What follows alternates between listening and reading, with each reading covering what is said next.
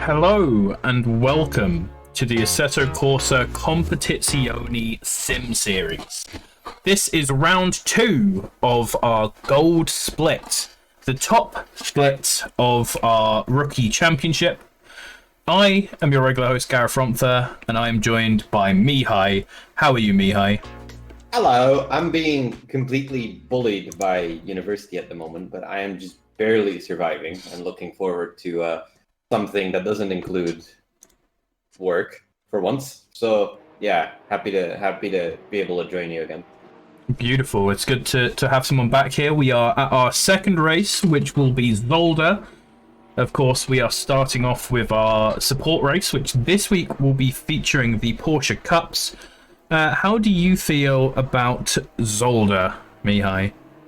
I hate driving it. I like watching it. It's a very racy track. It's even though it's very narrow, it's got a lot of opportunities to squeeze around other cars. It's full of pretty big braking zones. That's probably why. The thing that sets this track though apart from most other tracks is the fact that you have to clobber the curbs pretty much to be fast. That's going to suit some cars, and it's going to really not suit other cars. And I am looking forward to seeing some Air Force action over the curbs today. There is some curbs you've got to hit. It's interesting in the watching some people in the practice. The first chicane, depending on what car you are in, people take very different lines, and it can work out for people not taking as much curb. But there's definitely a lot of curb in general you have to take. Like you said, a few big braking zones. The first chicane, the hairpin, and the last chicane, all being possible overtaking opportunities, so you can get some action into. It's not the easiest track to overtake. It's quite thin, but I agree it does normally give out some quite good racing, and it's a very tricky track to get good lap times onto. Your comment on the tricky track was perfectly timed, as I was just looking at a Porsche Cup who decided to inspect the barrier and make sure it's in proper working order. Absolutely, these things must be tested, and that's a decent throw to the fact that this is a Porsche Cup race.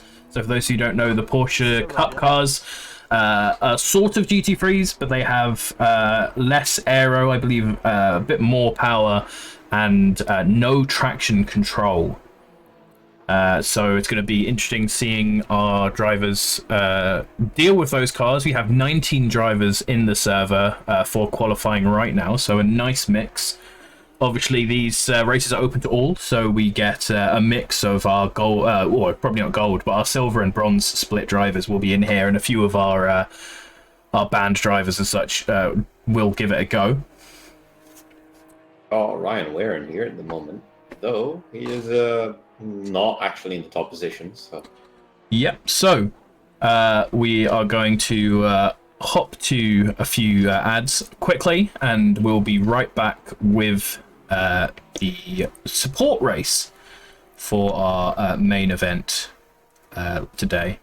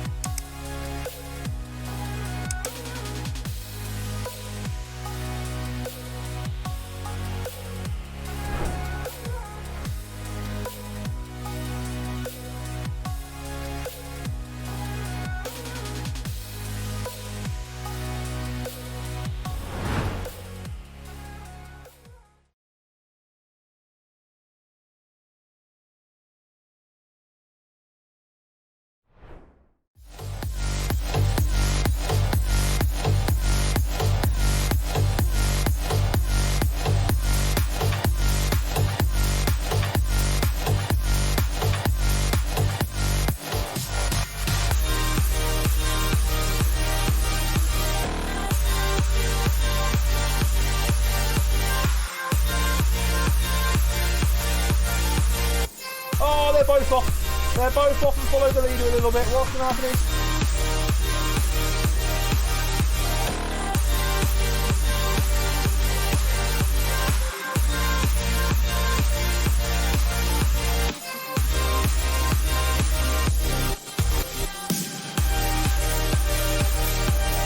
Oh, what's going to happen here then? The back marker has held up. Not and boom. Has finished the race. And where wins? Where wins it on the line, ladies and gentlemen? 4/1000th of a second. No. That drift, he kept it. Oh, there's carnage at the exit of the pit lane. There's 6 cars. He's being blocked by a tree. There's 6 cars on the exit of the straight.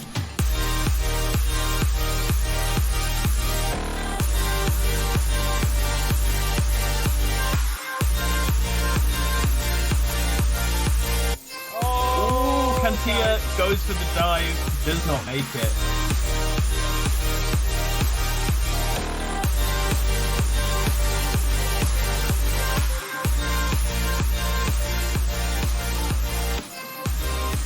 Oh, and that's not a pass. That's not a pass.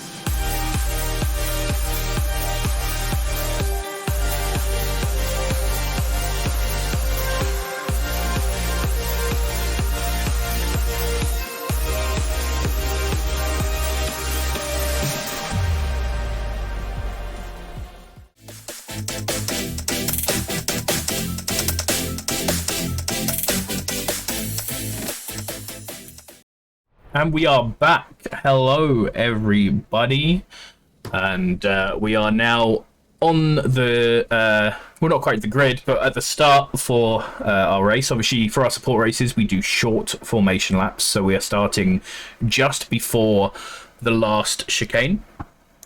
On pole position is James Gibson, followed by Ryan Ware, who's... you know, we call him the King of GT4. He dominates a lot of these support races, loves driving these other cars. He's followed by Palau Alex, Federico Fabri, Connell Daly, Harley Coleman, Michael Wang, Jose Martins, Luis Fernandez, and Igor Rog, rounding out your top 10 as we see the lights on the cars going on in the distance. We've got ourselves a night race, Mihai, which is always fun. Yeah, it always especially because there's no night practice or anything. I think it can actually throw people off a bit. which is gonna be interesting. You gotta readjust your reference points. Absolutely, and we're coming around the last corner now. No time for, as we see someone on the grass there. There's already someone on the grass. Really hasn't made it. People not used to Igor, these short starts, but they're all in line now, and it seems like the third place Plough Alex is quite close up to James Gibson in that just Jensen Button looking Porsche right up the front, and it's go, go, go. Car falling back in the background, really close there between the third and second driver, and he's had to back out of it a little bit with Ryan Ware going around the outside in the red and yellow, and he's lost it a bit there on acceleration. Onto the grass goes Plough Alex as James Gibson rolls off into the foreground. This is now Fabrizio Fabri, who is at the head of this pack. Connell Daly right behind him, and then Haley Coleman just taking the position there as Palau Alex goes a little bit too far. And we are now coming round towards the second chicane, and there's been a spin in the background. Yeah, there was some argy-bargy at the start with Igor Rog, but there's also a spin that's Jose Martins, who's now stopped in the middle of the track. Don't exactly know what happened. Let's have a quick look on the replay. I'm going to go back on a quick 30-second replay here in our broadcasting tool so we can see what's happening here. These guys side by side, and actually, yeah, it looks like Jose Martins just goes into the side of that was Federico Fabri and spins around on the track. Federico Fabri then continues onwards. Oh, there's a massive crash as well. Fabri's been hit in the back by Connell Daly extremely hard. That's definitely completely screwed up his rear aero into the hairpin. Like Connell completely missed his braking point. So Ryan Ware leads the race, followed by James Gibson, Federico Fabri, Connell Daly, Harley Coleman, as Federico Fabri just cuts across the chicane there, missed his braking point, and loses the position to Michael Wang now, who is just ahead of him there. Actually, Luis Fernandez just ahead of him. He's lost a load of positions. Ryan Ware was a little bit under pressure there coming into turn one, but he's managed to keep the position. He's definitely not out of the woods yet. Gibson is right on him, and a single mistake into the chicane could really compromise that position. That exit is very important as they go into the braking zone. Yeah, and in these cars, it's even more tricky to get that acceleration right because you cannot just stamp on the gas. You can hear the very slow application there by James Gibson. Being careful in a short race like this is possibly the most important thing to getting a good position as they roll across the curbs in the chicane. Igor Roggs had after that argy-bargy starts, had a pretty good first couple laps going up into P7 from P10. Fabri is down into P6, having a little bit of damage probably from that collision with Connell Daly. Daly definitely going even worse, down to P16 after that crash. Other things happening. P1 and 2 still close, but Ryan Ware is just slowly eking out a bit of a gap. Still not out of trouble as they start the next lap. In place 3 and 4, Haley Coleman and Michael Wang right on top of each other. Michael Wang's trying to make a move happen in turn 1, backs out of it. Probably a smarter move, as that is a tricky braking zone to overtake into. Absolutely, we've got a few battles further down the order as well. We're watching Palau Alex there in the background, chasing down Paul Glover, and ahead there's a little pack here that's just had a spinner. We'll hit on the replay and see what that is. 5 of these people going together into the first corner and just bang into the side. Number 54 Porsche goes. Both P1 and 2 and P3 and 4, they're separated by 6 seconds, the two groups, but they're both less than half a second behind each other. So I'm just going to keep going between these fights and updating you guys on them. Bit of a mistake there done by Gibson. That's going to give Ryan Ware a little bit of time to breathe. The gap's up now a little bit. Michael Wang still over Haley Coleman. Ryan Ware now 7/10 ahead of Gibson. Yep, we can sit with these two for a little bit as Michael Wang looking pretty shaky there into the hairpin. It's a difficult braking zone to get on top of there as you're coming through at quite a speed. Four cars behind them, and there was a spin there. There's a spin in P7. You're talking about traction control. Igor Rog loses it on the gas and slams into the side of, I think, it was Roy Weller. Yes, Yeah. it was Weller. Yeah. Yeah, it's a light collision, but that undoes a lot of the progress Igor made. He's going to fall down to P... 10 as 11, actually. Keskikanen just takes his position there. Gibson's slowly recovering that deficit to Ryan Ware now, half a second behind him. Michael Wang still 3/10 behind. Haley Coleman, I think he's being a little bit held up because Coleman is losing out to the top two now, 7.4 seconds between them. So here's your leaders. Ryan Ware being chased down by James Gibson at the front of the field, taking a lot of the curb there. You can see his suspension working hard to deal with that. Oh man, Igor Rog not having a good race is another small mistake. It's going to lose him P10. Yeah, he's going to go down to P11 now as Alan Noor is going to make that overtake stake. He's fallen right down to the back of this pack. Behind him, you can see another pack there with the 79 of Paul Glover at the back of this, trying to make places. What happened to Alan Noor? Oh god, yeah, he's just hit the wall. He lost control, I think, going over the grass. Oh, that was into the back of a slower car there for Plow Alex, who's absolutely chunked the front of his Porsche. You could say he plowed into Igor Rog. That he did. I had to say that. So those two absolutely thrown off. We'll have a look at the replay of that. Why not? We'll see it. Here is Igor Rog, who was going slow. He'd just been dived into the chicane, it looks like there. Actually slowed down for, I don't know why, for no reason there. And, it just unsighted over the hill there. The car in front of him blocking his view. Very unlucky situation, it looks like there from Alan Noah. So I think what happened is... Rog, for some reason, had to really cut the chicane, the final chicane. And I think he wanted to give position back because as he cut the final chicane, he sort of forced Alan Noor off the track. So he wanted to probably give the position back. So he's just going to slow down in the middle of the straight, which caused the pileup to happen. Possibly, as we see Michael Wang now on the back of Harley Coleman, who Mihai was talking about, falling back from the lead in two.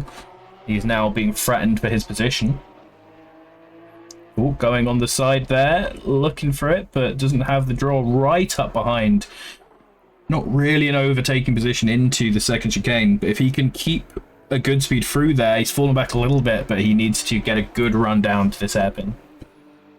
That's also kind of the story with James Gibson. Gibson is kind of starting to fall back from Ryan Ware now. 0.8 seconds between them. He's almost out of DRS range.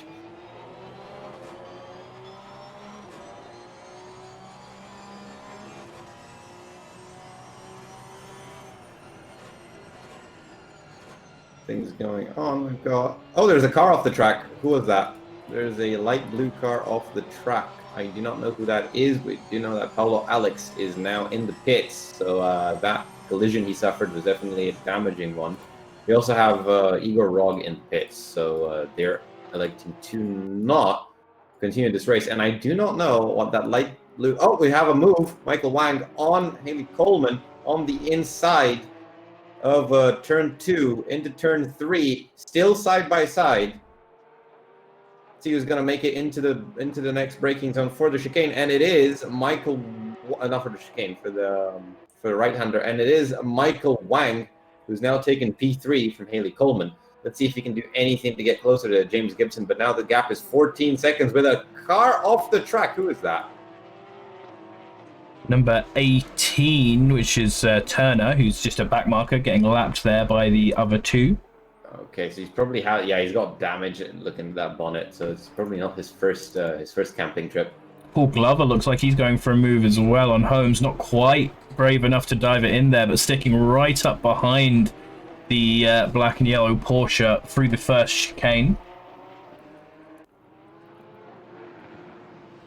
Glover, a generally clean driver though, so we are going to see some good action, I believe.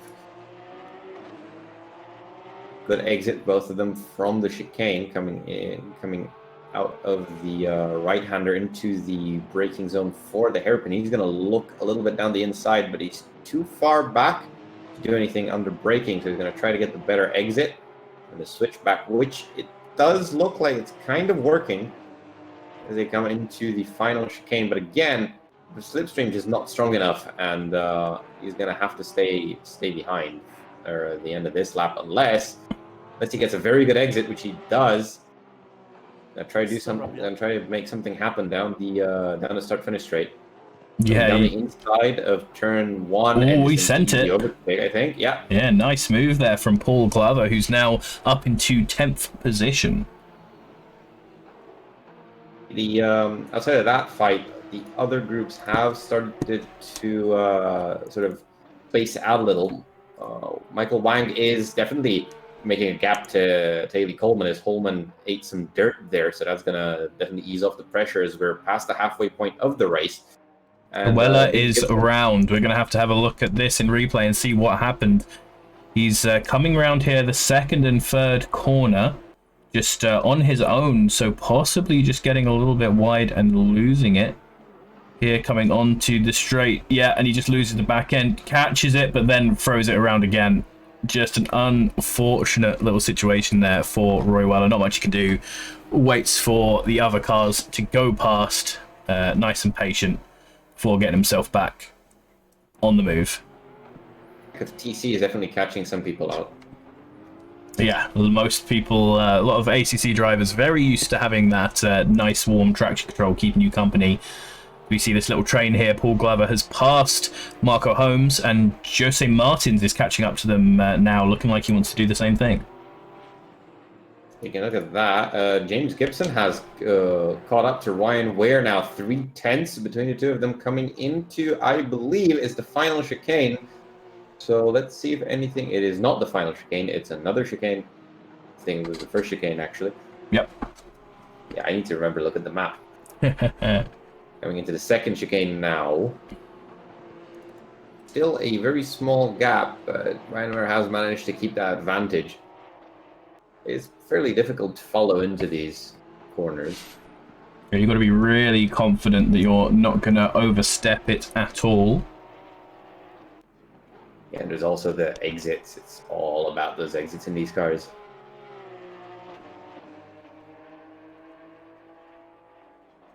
That looking at the timetable, we could have something going on in P6 and 7 between Louis Fernandez and Keskiki Konen. Yes, yep, Fernandez is right behind Keskiki Konen.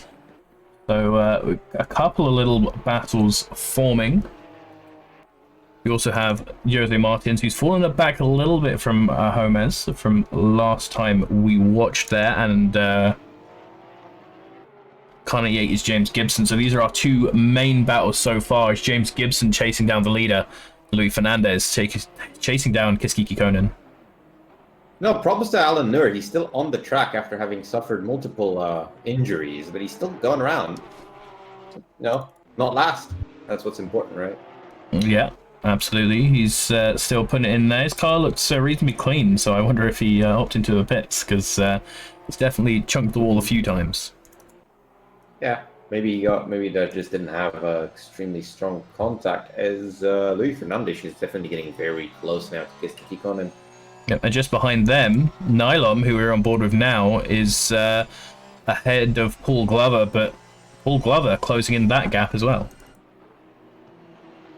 Yeah, these are going to be some battles coming into the final 5 minutes of the race. We're at 6 minutes 25 seconds now until the end. So still a few laps to go, but drivers are going to need to start thinking about the moves they're going to make very soon, as those minutes are going to go by very quickly.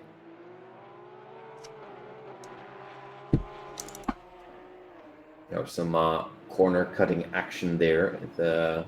I'm interested if we'll see any drive-throughs for corner cutting, because you can take these chicanes so much without getting any sort of warning. But I mean, I know from the bronze race, I managed to get myself 2 track cuts in one of those races, and I'm normally quite a low one on track cuts, so I could definitely see some of our gold drivers maybe pushing it a bit too hard. We got a spin. We got a spin. Who was that? Who was Car that? 79. Was that Paul? Oh no! Yeah, 79. I saw that out of the corner of my eye. He spun on his own as well. That was Let's see what happened to Paul as we come through. Got no damage though. Just gonna edit this on the fly. While you're looking at that, something happened in the top 2 as well, because now James Gibson is 1.5 seconds, now 1.6 seconds behind Ryan Ware, so that fight's pretty much fizzled out. I don't think he has the time to gain that position back. Yep, it was just on the power there for Paul Glover. Punishment for the ugly livery, says Pavel Aronovich in the chat. Well, actually, just. What are you talking about? That livery's pretty decent. I like it. I don't mind it. I don't mind it. Yeah, it's nice. He's just got past Jose Martins again. Jose Martins in quite a nice green and orange livery himself. I'm pretty happy with a lot of the liveries in here, honestly. Most of them pretty good. I don't know. It's like the cheap cocktail livery.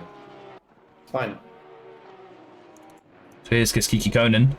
Still managing to hold off Luis Fernandez, and the pair seem to be catching Federico Fabri a little bit.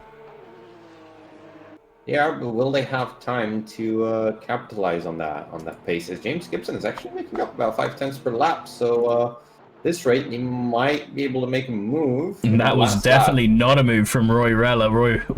Roy just diving it over the chicane, but realizes that that absolutely would not stand in a stewarded race, and does the gentlemanly thing, giving back the position he gained, but losing another position in the process. So that might have ruined his chance there to make it further up the order. Oh, but that might have helped his chance, because that's one of the cars that he just lost the position to spinning. That was Rog doing the exact same thing that we just saw Glover do, just too much acceleration out of the hairpin. I was going to say, I'm definitely not going to say Pog for Rog now. Hopefully he'll be in our races again, and we'll find another excuse, as Jose Martins has actually managed to take back the position on Paul Glover, so these two having a nice little battle for 10th position. I don't actually know... Jose Martins, yeah. I don't actually know how far back the points go in this, because this is now an official series. Obviously, series a new thing on SGP that allows us to have some slightly more casual championships where you don't need to sign up in the same car and take place every single week. It's more like a club thing rather than a... Yeah. And the points do go down to 15th, as there Jose Martins left the track a little bit. So Luis Fernandez there has really caught up to Kiki Konen now, though, so he's wiggling around, trying to find some space around him. He's definitely got the pace as he's coming down to the final chicane, or the first chicane, actually, or the first chicane into the braking zone. That, how should I call that, an Aquaman livery? I don't know, that was actually the last chicane as well. I don't really bad.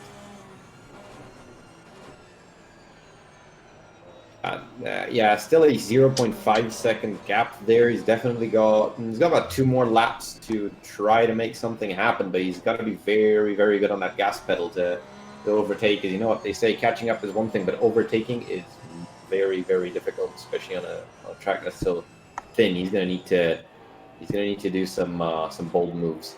Thin, narrow, small.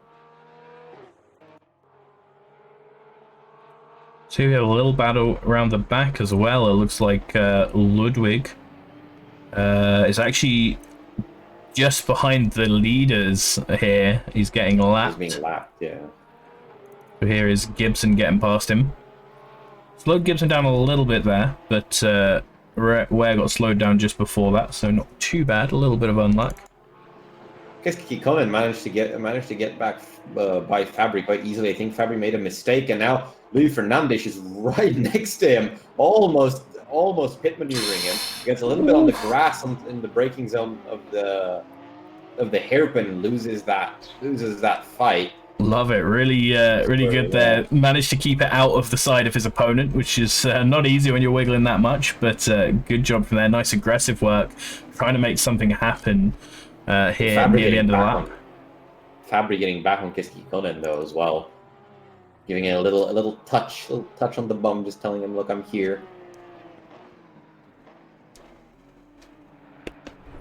So we are. Nothing happening into turn one. Oh, Fernandez there got a little bit squirrely. He's still trying to get past. I think that'd still be a. There we go. Well, no, it wouldn't really be a position gain. He did lose the position to Fabry. Well, no, he didn't. So we're watching both fights here now. The fight for the lead as we're coming around towards what will probably be our last lap, and the fight for P5 there between these three. There you go.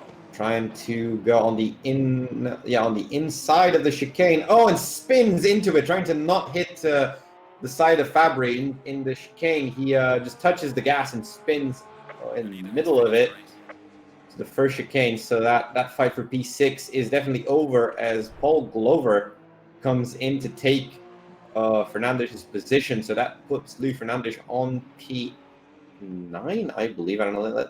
Let's have this update. As Gibson is actually going past right now. Oh, no, he's not. They finished. Right?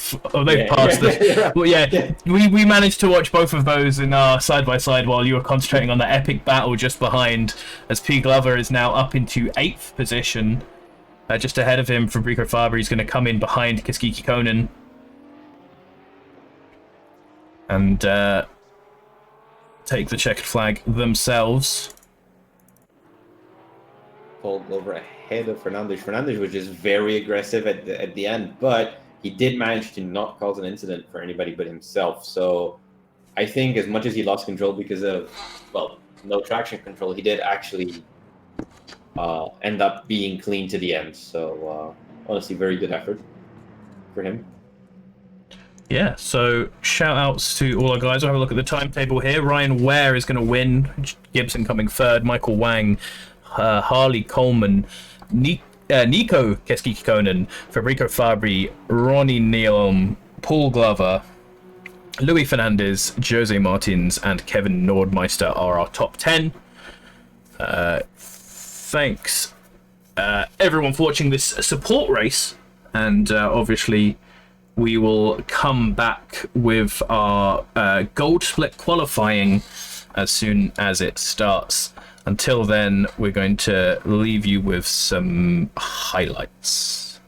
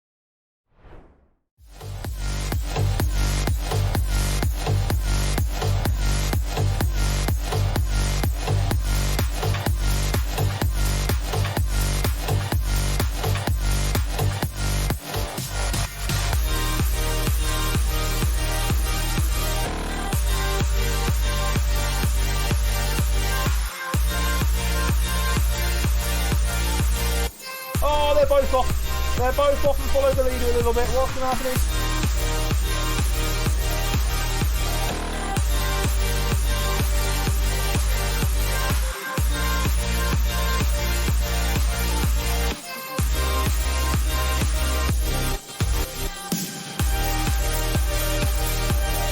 Oh, what's going to happen here then? The back marker has held up. Knock and boom.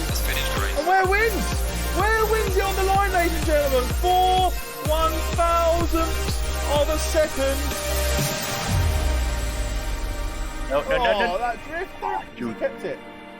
Oh, there's carnage at the exit of the pit lane. There's 6 cars. He's being blocked by a tree. 6 cars in the exit of the pit lane.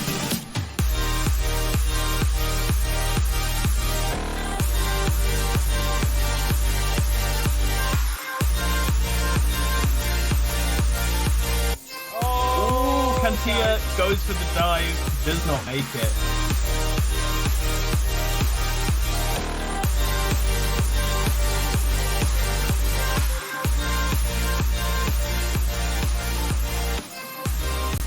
Oh, and that's not a pass. That's not a pass.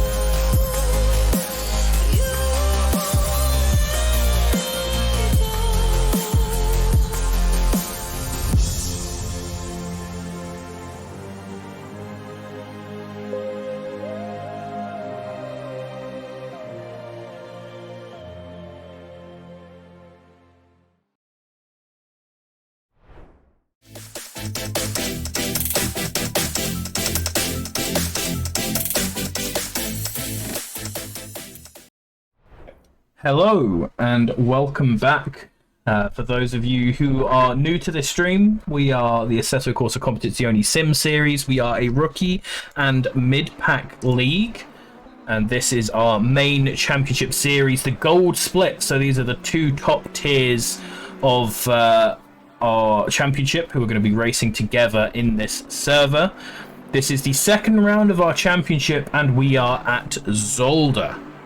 The championship so far is looking like this. Here are the standings. We have Remel Jensen with 2 wins already in Tier 1. He is leading the way. He is sure in to get banned. Coming top 3 or having 3 wins will get you banned. And so Remel Jensen with 2 of those already is clearly too fast for our rookie mid-pack league here. Rob Bown in second position there with Alejandro Chiribao behind him. Nice mix of cars as we have the Porsche, McLaren, Ferrari there. We also have an Aston Martin, a Mercedes and a McLaren in the top 3 spots of the amateur tier with Pedro Fernandez, Jack Winter and Alvin Strom leading those couple.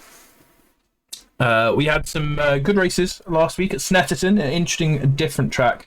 But now we are at Zolder.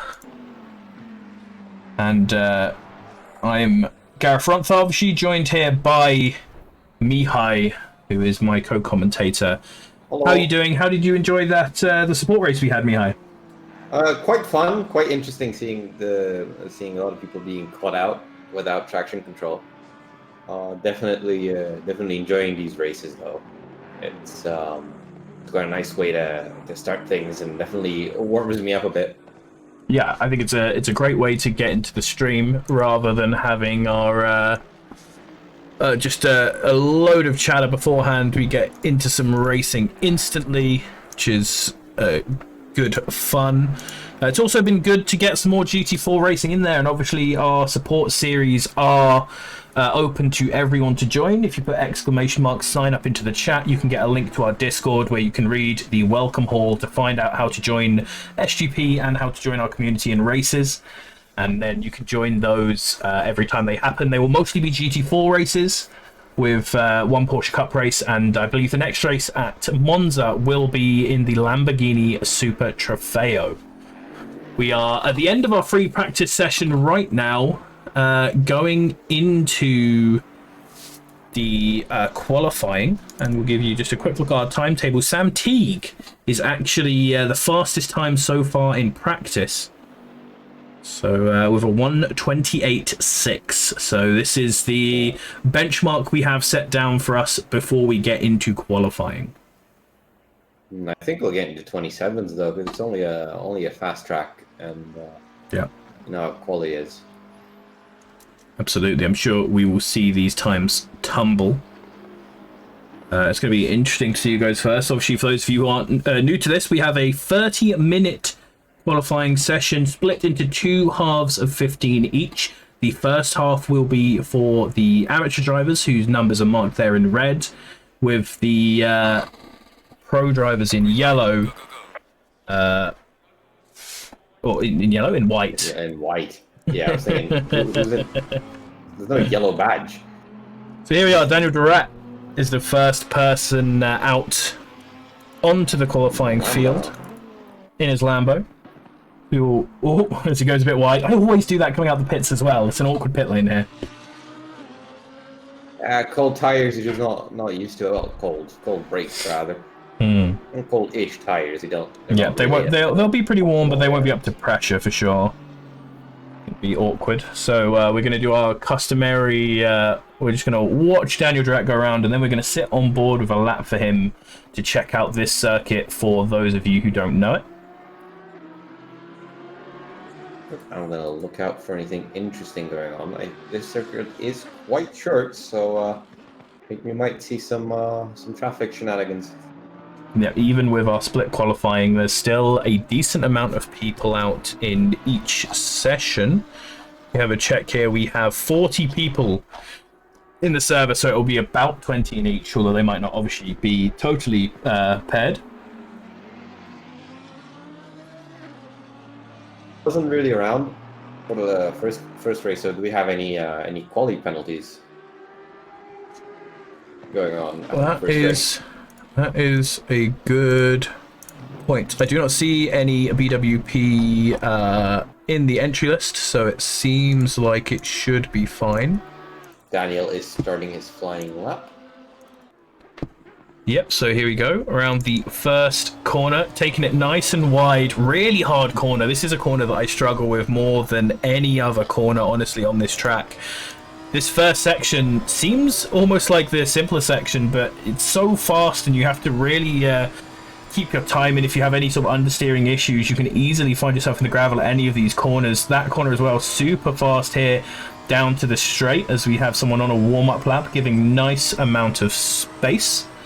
Into the first chicane, it's really tight, and we see the Lamborghini not trying to hit the curbs too much. We'll see a lot of people doing different things when it comes to the curbs. Some people will be taking a lot more of them. You'll normally try to take a whole curb if you can.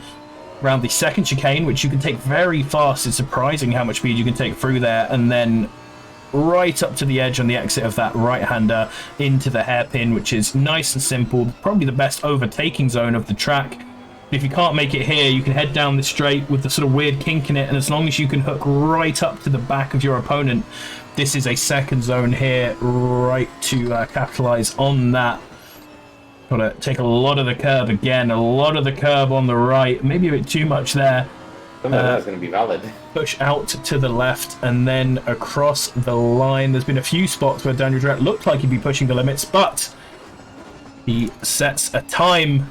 Just shows you how much you can take on some of these. Just 1 tenth off of Daniel Terry, but neither of these being comparative lap times to those we saw in practice. Andy Behan completely beats those times, putting in a 1:30.6. I'm quite sure we're going to be getting into the 28s here by the end of the AM qualifying. So these are mostly just banker laps, especially with such a short track. There's no real reason to push so much on your first lap. You're going to get plenty of tries.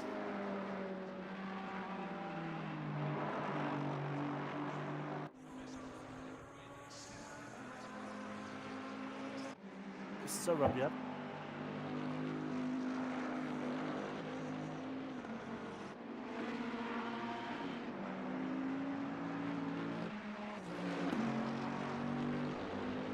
So rub, yeah.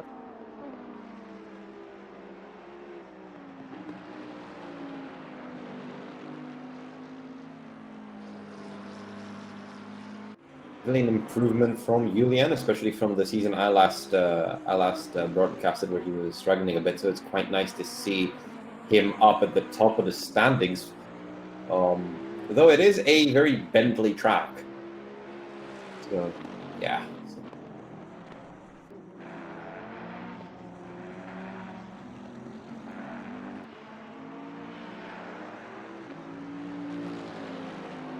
It is hard car to drive, but is very, very good in these slow and medium corners because of that very tricky weight transfer.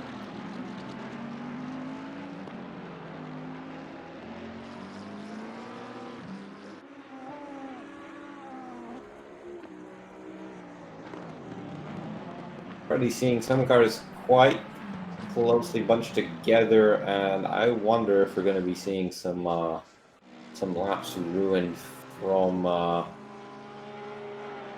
traffic. Quite tough to give space on this track as well. So.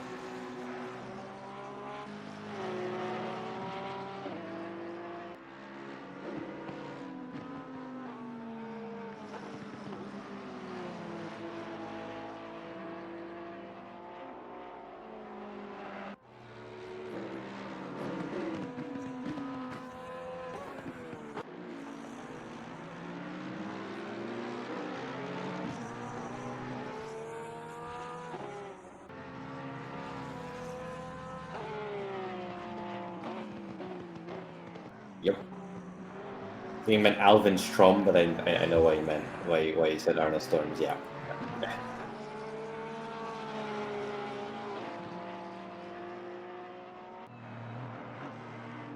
Pedro Fernandes now 1/10 off the lead in that beautiful purple Aston. I've kind of started falling in love with that car as well. It's just so balanced on every track. It's so easy to get into and drive.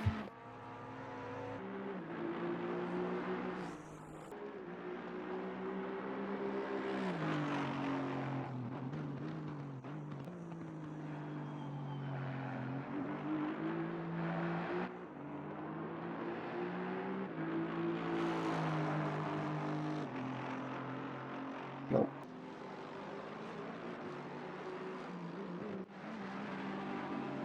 $1:29.6. A little bit of traffic for him though with Alvin Strom, so I do think he's going to take it easy this lap and just keep his tires at the correct temperature to try again. Julian Strasser still in second place, still trundling along, plenty of time for him to improve.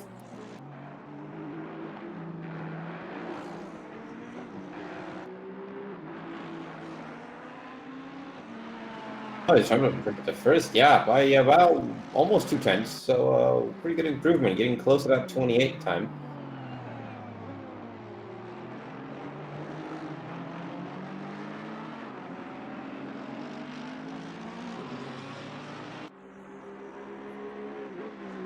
currently top 7 are less than 5/10ths apart, so this is going to be a very close qualifying to the end for the AM class. It's going to be quite interesting if the track is going to switch over to Optimum in the meantime, as I see Jose Martinez having feeding his Bentley with a bit of grass there. He exited.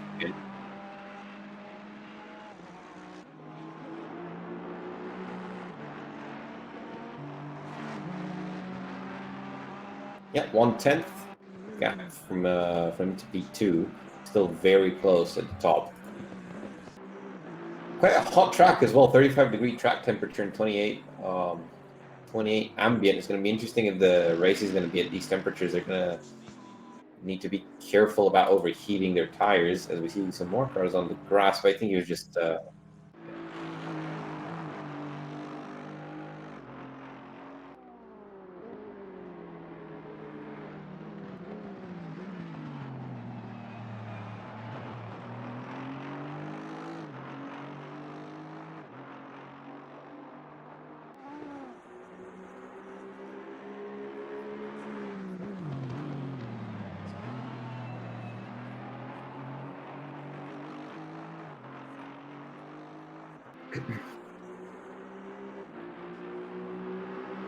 yeah, he's up to P4 of all things. He's only 2/10ths off of the top spot. So one of the better qualifying sessions that I've seen from him at the moment.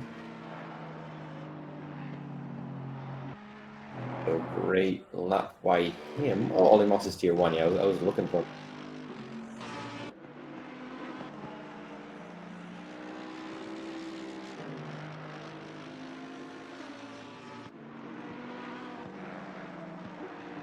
Okay, another car that's probably pretty good here. Mercedes, not a very good top speed car, but definitely good in these corners and over those curbs. Big old tractor of a car.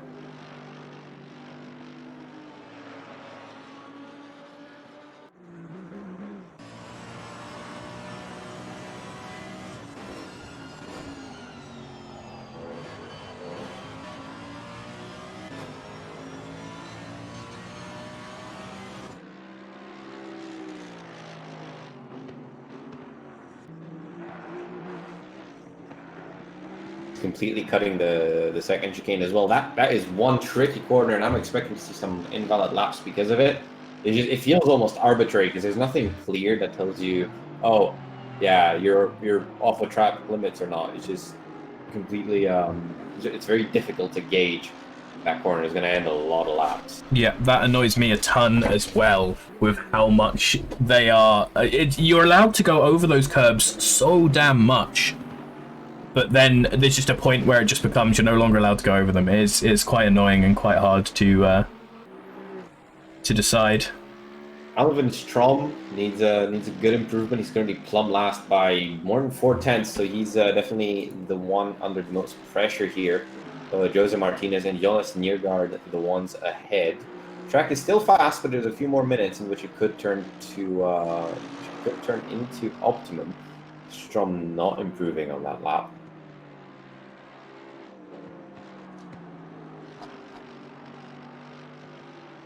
One thing I like Zolder might be a great track, but the camera placements on it are definitely not nice. Yeah, some of them can be a little bit awkward for sure. As Jack Winter has just stopped at the side of the track.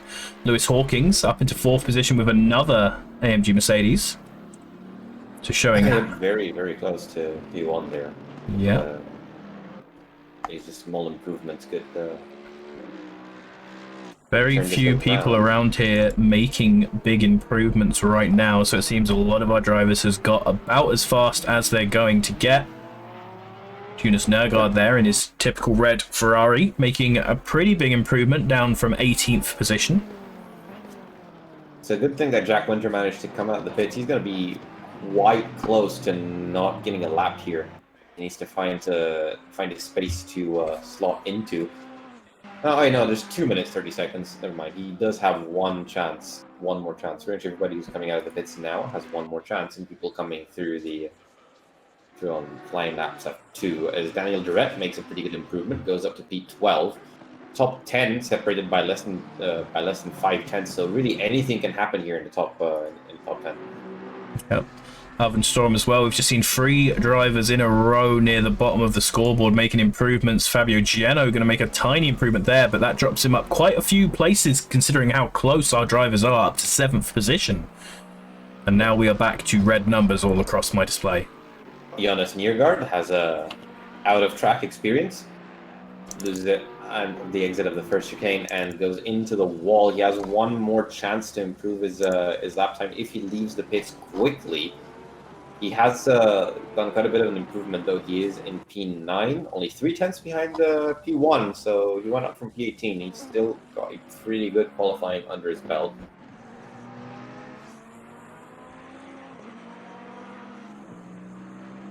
Fabian Piogni starting his final lap as well, still in the lead, but under a lot of pressure, so he is has got every incentive to try to put a better lap on the board.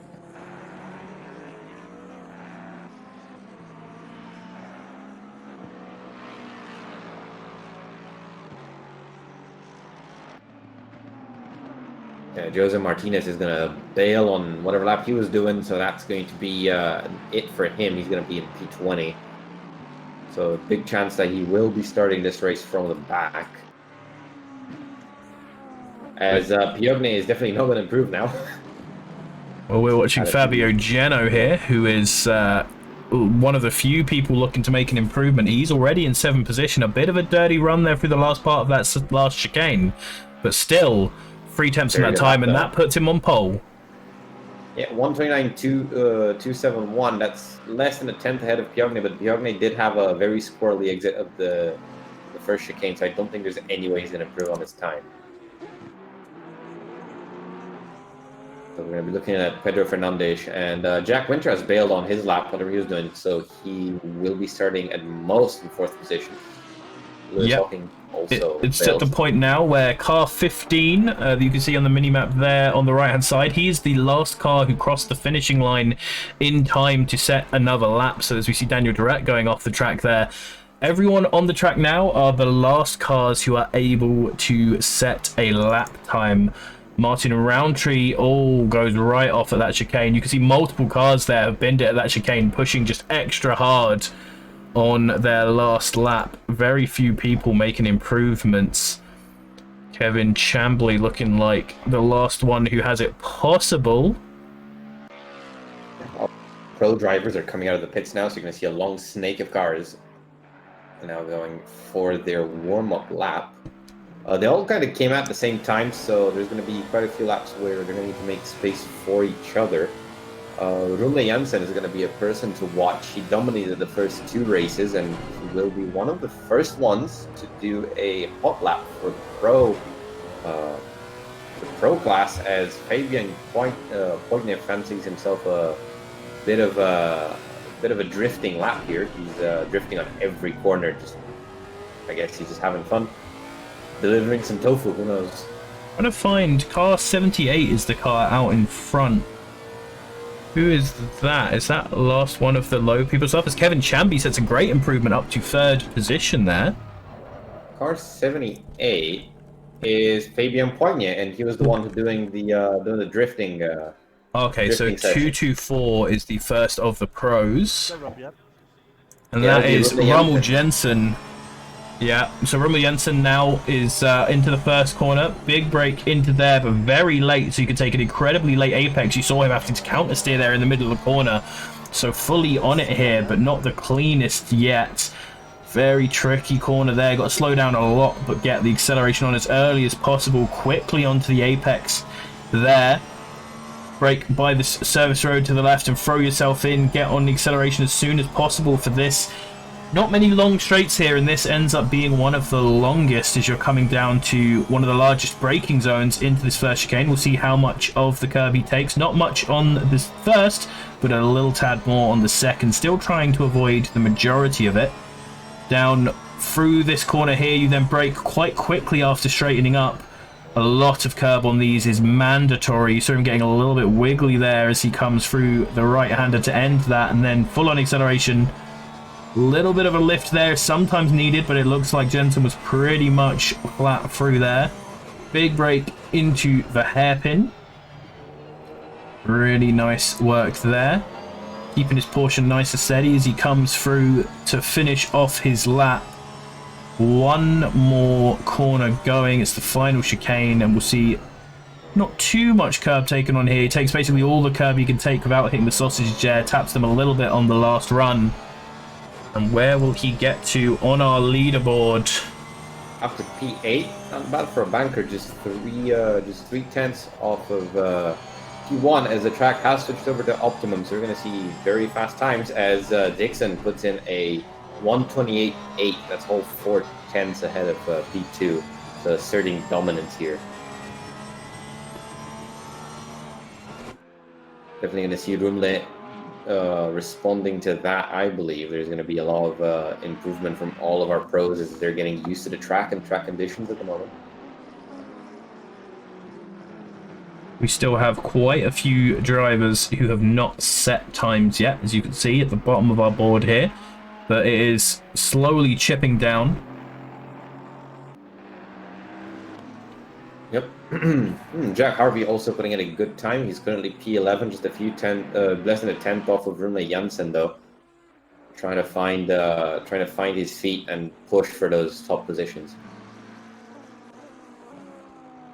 Jim Reed up to 10th position. A really nice run from the Ferrari driver here. Puts himself just behind Jensen, who won both of the first races that we had. I did double check, by the way, and not a single driver on our grid has any BWP penalties so far, although there are a couple of drivers who are one off.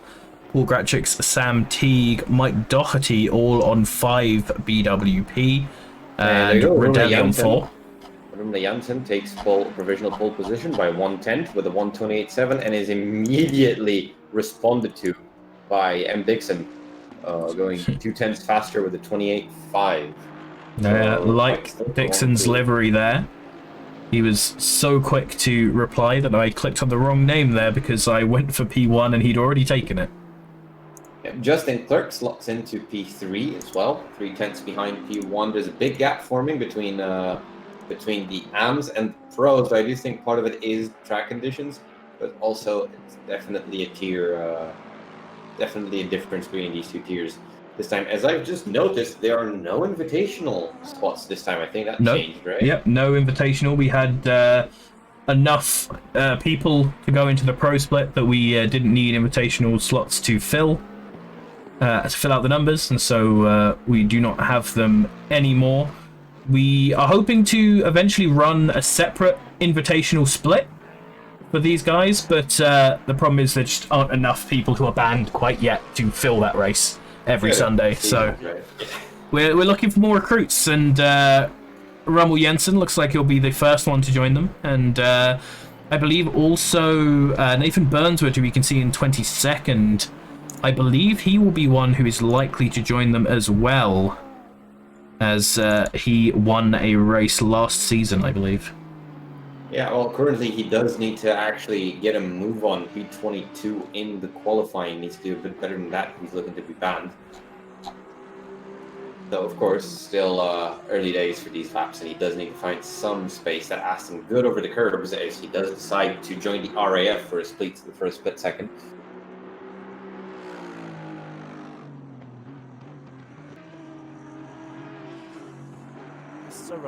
More tier 1 people are starting to fill up the top 10. 1 to 6 now. Well, now it's 1 to 7 are tier 1 drivers with Jack Harvey in P7 rounding out that group. 2 Lexus and 3 Bentley in the top 7, along with the Porsche cars we can expect to see doing very well. Sam Teague blasts all the way to P1 now with a 128.3. Pole position, 2 tenths faster than Matt Dixon, and David Cox is now in P6. Justin Clerk in front of him in P5. Rumle Jansen is now in P4, so he's going to need to respond to those faster laps going out. He does have some more time to do it. I wonder if he's going to decide to put on a fresh set of rubber and try again after this lap. A huge lap there from Sam Teague, 128.3, getting reasonably close to that 127 that we thought we may end up having. I love that pink car. I'm sorry, it's just so gaudy. He should have put on like fluorescent white wheels or something, and like green highlights and stuff. Just go all the way. Yeah, he needs Kunos to add a DLC pack for some extra outrageous liveries. Yeah. You could definitely say it has that sort of like Ferrari or Senna quality that they say, you know, when you look back in the mirror and you see that big pink Bentley coming, you know, you want to get out of the way. I mean, there's also Teague with a reputation, let's say. You do not want to be Teague. Absolutely, but that reputation helps because I've experienced this myself, diving out the way of a lapping pink car in the GT4 Hours of Alton, only to find out it wasn't even Teague. It's just the PTSD. It's just oh, a pink! just Oh pink no, car. it's Teague. Yeah. Got to be careful as we're now watching Max Diggs, one of our American drivers, in 31st position right now, but coming up with a decent improvement. It won't hop him a huge way up, but just climbing up the field. Top 10 now completely locked out with Tier 1 drivers top 10 within 1 second of each other though, so still everything to play for, not quite as close as our Tier 2 drivers.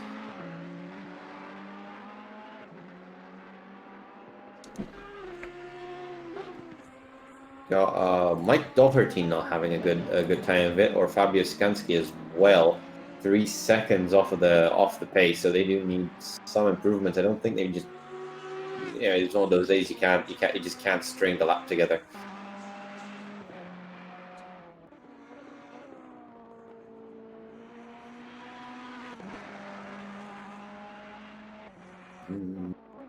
And not a lot of people looking for big improvements now. We've got even faster than our AM split. Seems our pros have got up to pace, and a lot of them have already sort of set the times that they're going to set, it seems. Just a few people on very small improvements in our top 10. And still, half of our pros not made it above the sea of AM lap times.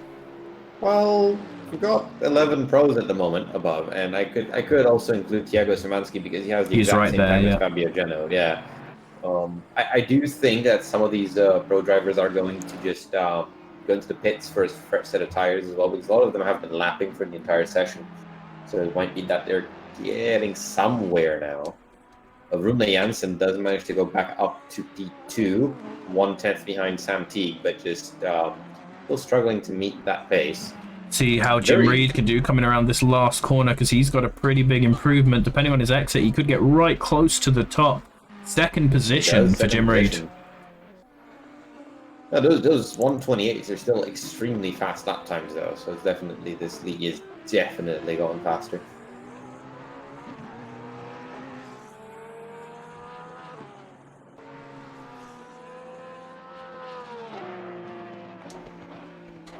Very tricky track to nail a whole lap time at Zolder. There's so many little places that you can lose time. So there are still little improvements coming around here. But in every corner you can gain, you can lose in another. We're watching Rommel Jensen right now, who's just given up for some reason.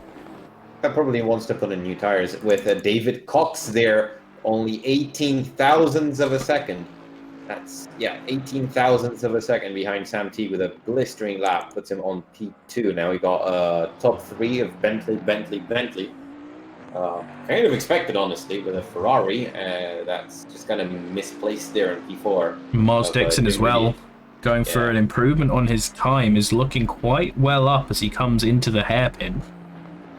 I believe he does have some traffic ahead of him, so let's hope Ollie Moss is it? Yeah, let's hope Ollie Moss doesn't hold him up, though there's a bit of space between them. Yep, there's only one corner left to go as well, and he's going to come around it half a second up so far. This could be an absolute blinder of a lap, and the lap that puts us under the 127 that was predicted. And there he goes, 127.8. 127.8, that's 5/10 up. That is, yeah, as you said, enormous. A completely dominant lap. I don't know if anybody is going to beat it. Jim Reed's going around the track. David Cox is also close to finishing a lap, but I don't know if he's improved. Jansen is out on the track, so he's going to try to respond to those lap times. I don't know if anybody's going to be able to improve, though, to that level. John Dudley, ninth position, is going for improvement. Sadly, not quite enough improvement to see him up there with the other Bentleys, but he's going to... he actually might not even gain a position here, because there's a little bit of a gap between him and Nicholas Norberg, who's in 8th. Makes it a lot closer. Can't find... Where did David Long end up? Oh, he's all the way down P36, alright. Diego Szymanski jumping up to P9. Paul Gratchik's looking for an improvement as well in his Lexus in P20. Very good lap by the Audi to get up to P9. It's not quite an Audi track, this. So I quite admire the Ferrari that's managed to get to P4, it's just not good on the curbs. So definitely a very good Ferrari driver, this Jim Reed. As he doesn't actually improve, but he does have one more chance, or maybe even two, actually. He's going to be very close to try to take the crown from Bentley of Max Dixon.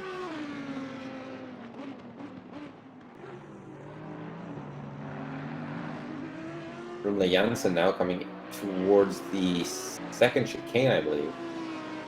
He also will just barely make it to do another lap, though I don't know. I do think this might be his last chance.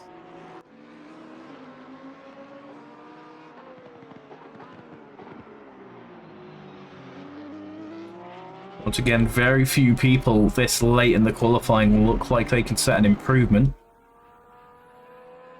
What's happening to Mike Doherty? He just hasn't been able to string laps together in that Audi. To be fair, a very difficult car to drive, and I don't think this is his regular car. So nope, he has moved over from his regular car of, I believe, the Aston. Yeah, very different car to drive, very twitchy, very difficult to control as Max Dixon is coming in for his final lap. He's actually going to be able to make another lap. There's quite a few people coming over the line just now. Trying to see David Cox. He will get another lap time. It looks like David Cox is going to be the last driver to be able to set a new lap time. So we are now going to have to see every driver and how they finish. Yeah, Rumle Jansen did not make it past, did he? He did. Everyone on the track right now, apart from Mike Doherty, is on their last lap. A couple of people finishing that off. Yeah, Jim Reed's decided to not take that, so I don't think he did make it. Do you believe Dixon has also... No, he hasn't aborted the lap, he just looked a little slow, so... Sam Teague now. Yeah. Coming towards the last corner, he's going to be setting a new lap time ahead of Diego Szymanski. Sam Teague looks like it's going to be a really big improvement, and he... 7 temps up right now, is going to be snatching pole position with another huge improvement. On 27.6, that's 2 tenths up. I don't know if Dixon's going to be able to respond to that. David Cox also... Why is the camera like this? Where is David? There we go. Coming down the straight, down to the last corner. And yeah, Max Dixon aborts the lap, electing to go back to the pit. So not an improvement for him. I think Cox is having a bit of an improvement, but I don't know if it's going to be enough to get him to move up. And it was not. It wasn't even an improvement. So our top 3, Bentley, is going to be Sam Teague, Max Dixon, and David Cox. And the entire top 15 is going to be Tier 1 drivers with Ollie Moss and Paul Greatrix in P14 and P15.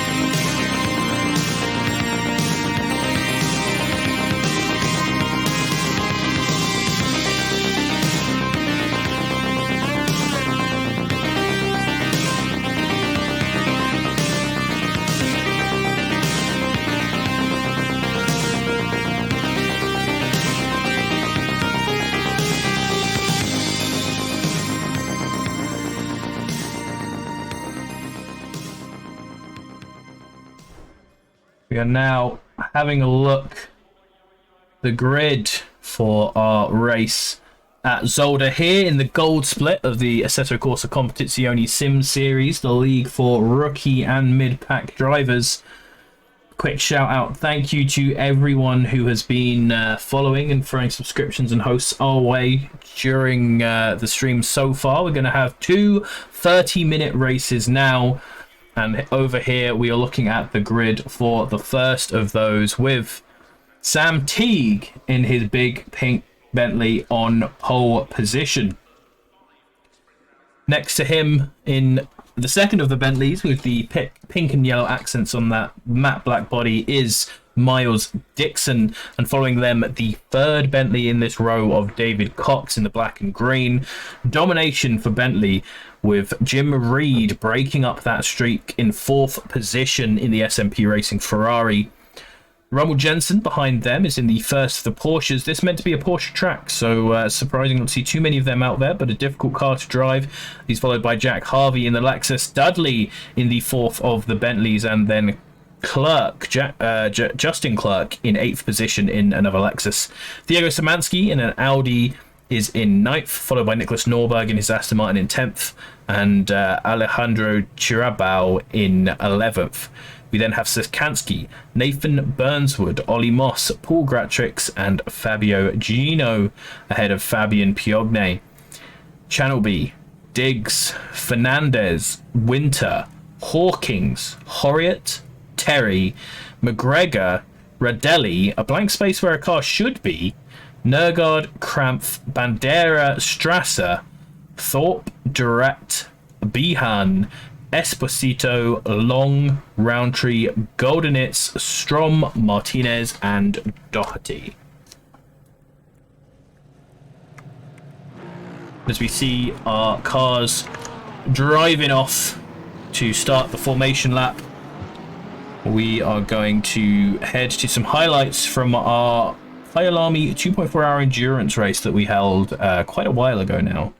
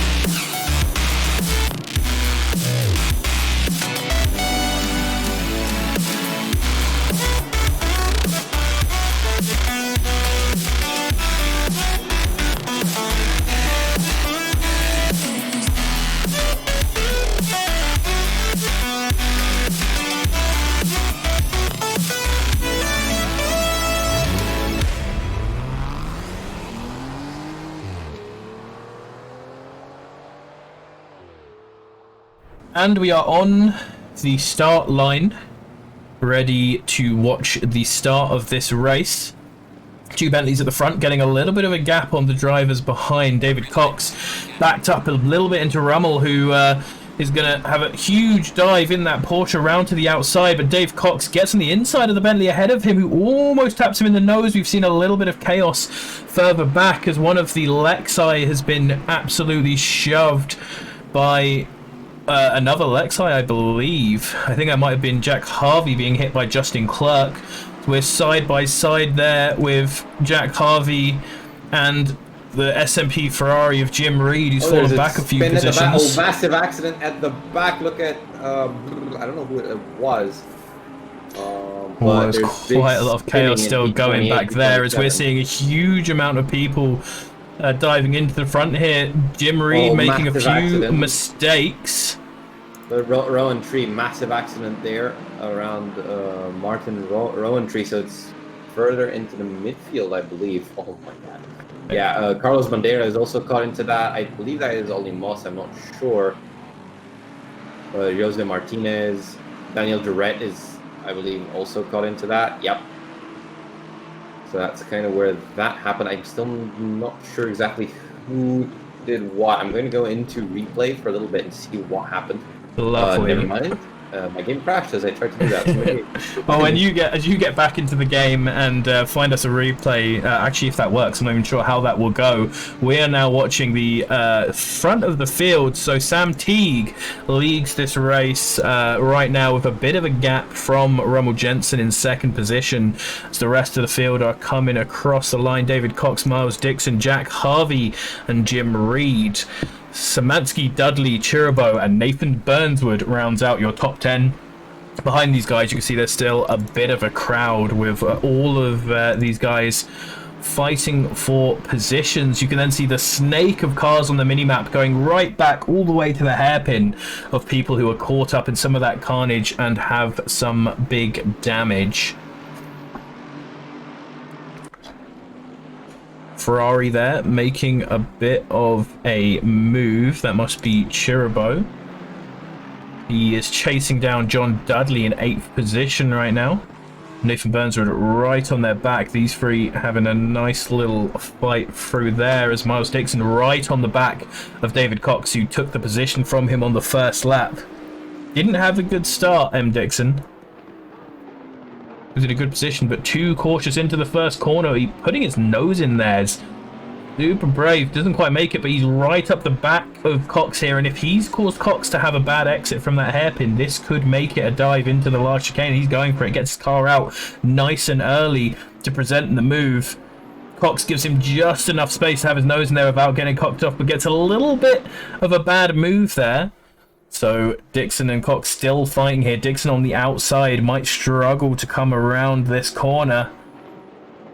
Cox keeping the position. They don't run into each other. Cox going out a little bit wider, so they're still going to be fighting through this whole first sector, which is going to be slowing them down, going side by side, pushing them into the rest of the field. I think this is still a decent line for Cox if he can just hold it in there, but Dixon gets around the outside. Not quite enough momentum taken in that shorter line, and Dixon takes the place back. Fantastic move there from Dixon. I'm back in the game now, so yeah, it does look like I missed quite a few things. Sam Teague still in the lead. There's a little bit of fighting going on through top 10, not too much. There's a bit of a train there around John Dudley and Andrea Chiribo. Jack Harvey and David Cox are also quite close together. There's a big train after the top 10 though, starting with Max Diggs. Behind him, Pedro Fernandez, then Jack Winter, then Cambly, then Fabio Geno and Benjamin Oria and so on. So those are P14 down to P18. That's quite a bit of a train forming behind Fernandez. Fabian Piogne has just had an incident. We're going to hop into a quick replay and check out what's happening there. So here he is behind, I believe that's David Long, and I just lose it by himself. Just a absolute tank slapper and sends him off there. What happens here? Does he then... It seems like he gave up, so does he just go up here, or does he have another incident? Perhaps going into this... Yeah, he has another incident just afterwards, and that's the bit where he decides to throw in the towel. Really unfortunate there. Yeah, David Cox and Jack Harvey are having quite a bit of a fight now, coming out of the first corners into the last right-hander before the first chicane. We're side by side to turn 1 and 2, I believe, but Jack Harvey has backed out of it, trying to get slipstream into the braking zone for the first chicane.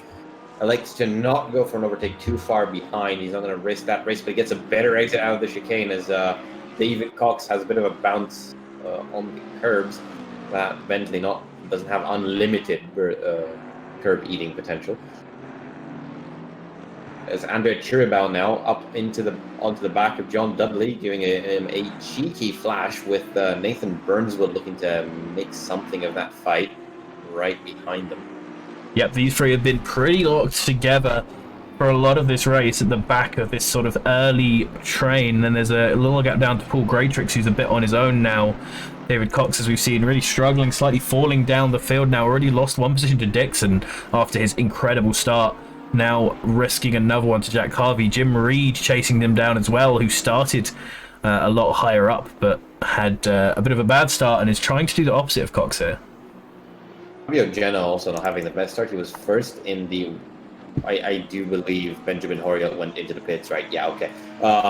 Fabio Genna didn't have the greatest start. He was first in the AM class, but he's now P4 in AM. He is quite close to his other AM brethren, but he definitely lost out at the start. Pedro Fernandes being the top AM driver currently with about a 1.6 second gap to the next AM behind him. There's a lot of penalties coming in for a few cars. So I think that was the first lap incidents. We're going to keep you updated on those as they come in.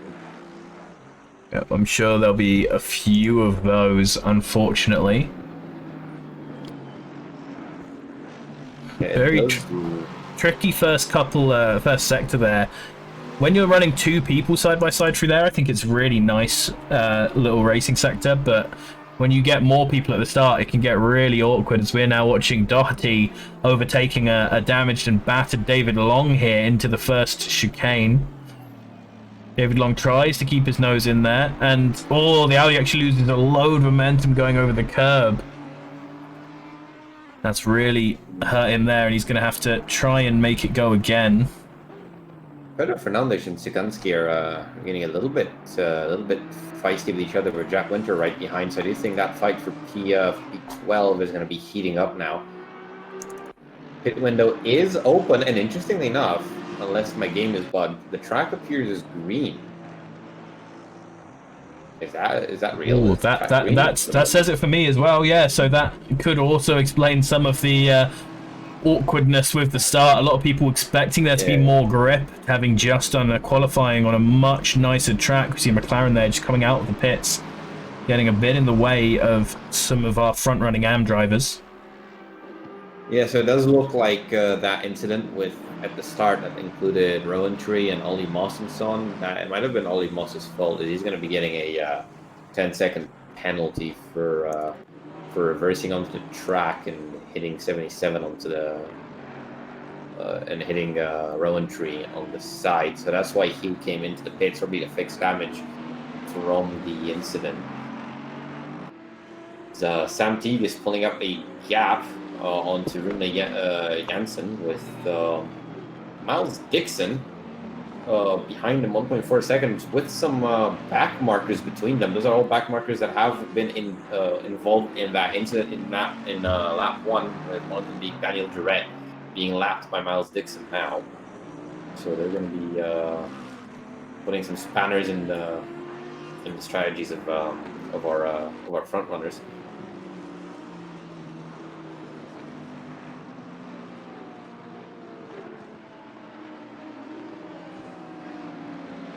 Fernandez and Sikansky still there.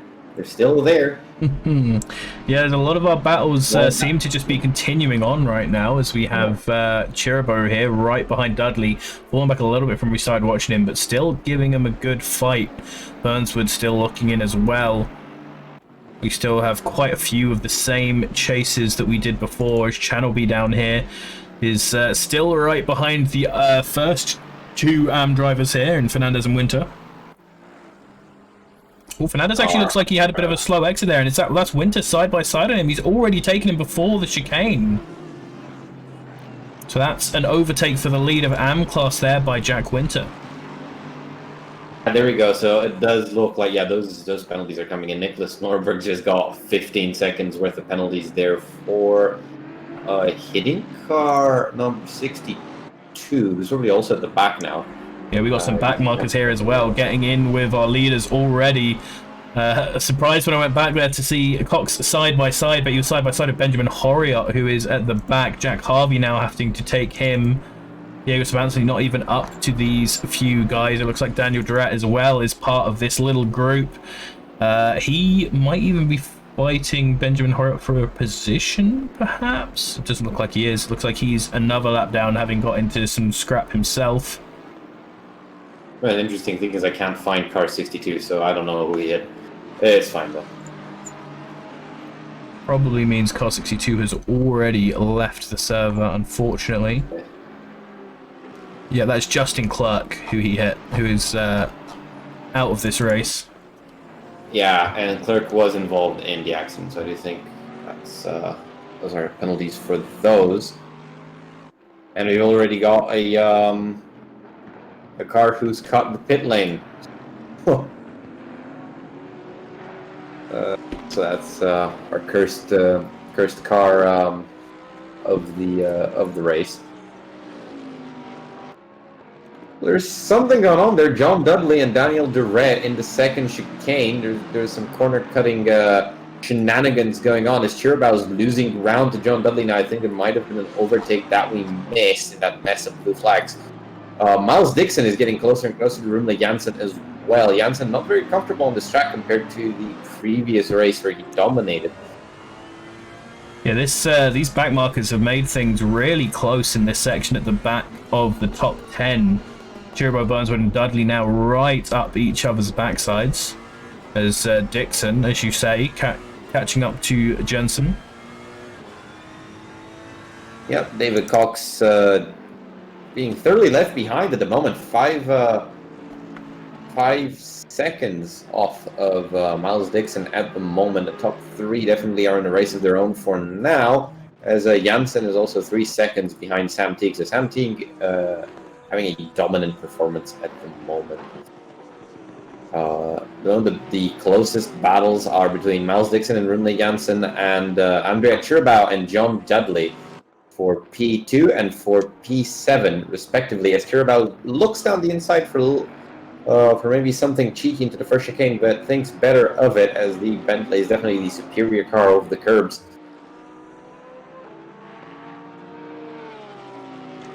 Yeah, there's 10 seconds for Ollie Moss as well. Bad rejoin in that lap 1 incident. I did see part of it before my game decided to crash.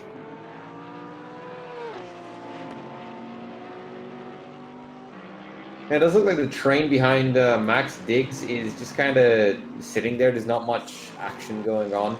Everybody's being cautious. The track is moving up to fast, so people are going to start getting more confident in their grip levels. And nobody in the top 10 has elected to pit, so that's quite interesting given the amount of backmarker action going on. I do think they're just not willing to risk, as everybody in the top 10 is getting the same treatment, so they're not really losing time. Yep, you can see here an example, the top 3 cars of the amateur split still incredibly close together and right up behind the backmarker here.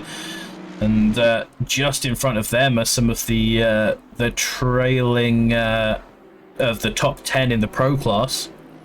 So have to be really careful here not to lose any time staying behind this Ferrari for too long. Ferrari's going to go nice and wide and let these guys through. We're still looking, nothing much happening in the top 10, but now never mind. There's Rumley Janssen and Miles Dixon into the second chicane there. They came in side by side, Rumley coming up on top of that exchange, so no positions changing. But the chase is definitely heating up, as Miles is still quite close to that Porsche. Not a very good exit out of the chicane though, so he's not going to be able to do anything into the hairpin. Probably going to try to do something in the next lap, because the gap is slowly increasing now. So I'm going to chase, look at them just in case. Oh, and Miles Dixon elects to go into the pits, probably going for an undercut on Rumley instead of trying to risk an overtaking maneuver. So that's the first of the top 10 who is going to pit. Yep, Diego Szymanski, who is right up there behind those guys, has also pit along with Chirabau, who is down in 18th right now. He was right up there, so a couple of these starting to go around the halfway mark, as we would expect to start seeing people pit. We have just under 15 minutes left in this race. Yeah, a lot of people who are gonna start getting into fights instead elect to try to go for undercuts, just not wanting to risk an accident. As we were seeing, Jack Winter sort of falling behind into Pedro Fernandez. Huge train into the pits here as well. Pedro Fernandez, Max Diggs, Kevin Canbley, Mariuccio Rodelli, Michele Espotti, all of these cars coming into the pits at once. You can see even more joining them. So this is pretty much everyone but Jack Winter from the front of the AM class coming in, and you see even more still coming in further back in our picture. I think it's Michele Esposito, but yeah. So you got Jack Winter now on his own as at the top of Tier 2. He's gonna try to chase down Fabio Skansky still. I don't think he's really going for an overtake as much as he just wants to stay in that slipstream and try to avoid the undercut from Pedro Fernandez. As Fernandez was coming up right behind him before he elected to go into the pits. He's now out of the pits. He's left the pits and he still has his pit left. So he has made some sort of mistake in the pit lane and has ruined his race. Oh no. Yeah, there goes the... Oh no, maybe he didn't change tires. Yeah. That was a pretty fast pit stop. He's definitely done something wrong there. Oh, he was so close. He was probably going to actually win Tier 2, so quite unfortunate. But these things do happen. We have Sam Teague, Rummel Jensen, David Cox, and Jack Harvey in the pits now. So we're going to have to see where they come out as opposed to Miles Dixon. If you could have a look in the pit lane at Rummel. Yeah, I'm currently looking at Rumley as he was the one fighting. Dixon giving a flash to this Ferrari, trying to get him out the way. Yep, and for good reason, as Janssen has started moving now, as well as Sam Teague. Sam Teague is going to stay ahead of Janssen, but the space is not actually going to be that big. I think it's going to be just about 2 seconds between the two of them. Yeah, he's just come out. He has a little slow bit before turn 1, so we're seeing Dixon into turn 1. He could still catch up reasonable amount to his opponent. His opponent's just come out of the pit lane as Dixon just comes up to the end of the pit lane. So there we see them both together in our shot now. And Rummel is just ahead. Yeah, the advantage to Janssen. I do think he actually gained here quite a bit. I do. The gap was smaller when they came into the pits. It was just to avoid a fight back when Miles came in, but the tires and brakes of Janssen are not up to temperature yet. So if Miles could exploit this sort of one lap of weakness from Janssen, he could gain the position. We have another pit battle to look at as well now, as Jack Winter is in the pits for the amateurs.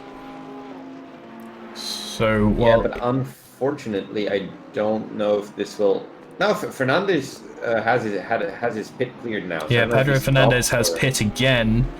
Yeah. So we've got to see where Jack Winter comes out in terms of his battle with the next AMs, which would be Chambly and Geno are the next two that he could be fighting. Do you think he did have a pretty big advantage before, so I do think he's going to keep that advantage. So yeah, there is a penalty coming in for... for all these lap 1 incidents things. I think everybody got caught off guard by the green track. As Andy Thorpe also gets a 15-second penalty. So again, lap 1 penalties are now much harsher. Canberra is coming around the last chicane. Where is Jack Winter? Jack Winter is, if I can find him on my... Up the top there in 7th. Oh, he's in 7th now. He's just coming out of the pits now. There we go. So we have him on one side. On the other side, you can see Chambry. He's just come out ahead. It was almost as close as the last one we watched. And a huge amount of cars here in the same positions. Chambry in P15. Probably not up. The timings are probably not updated. Oh, Miles Dixon. Oh, no.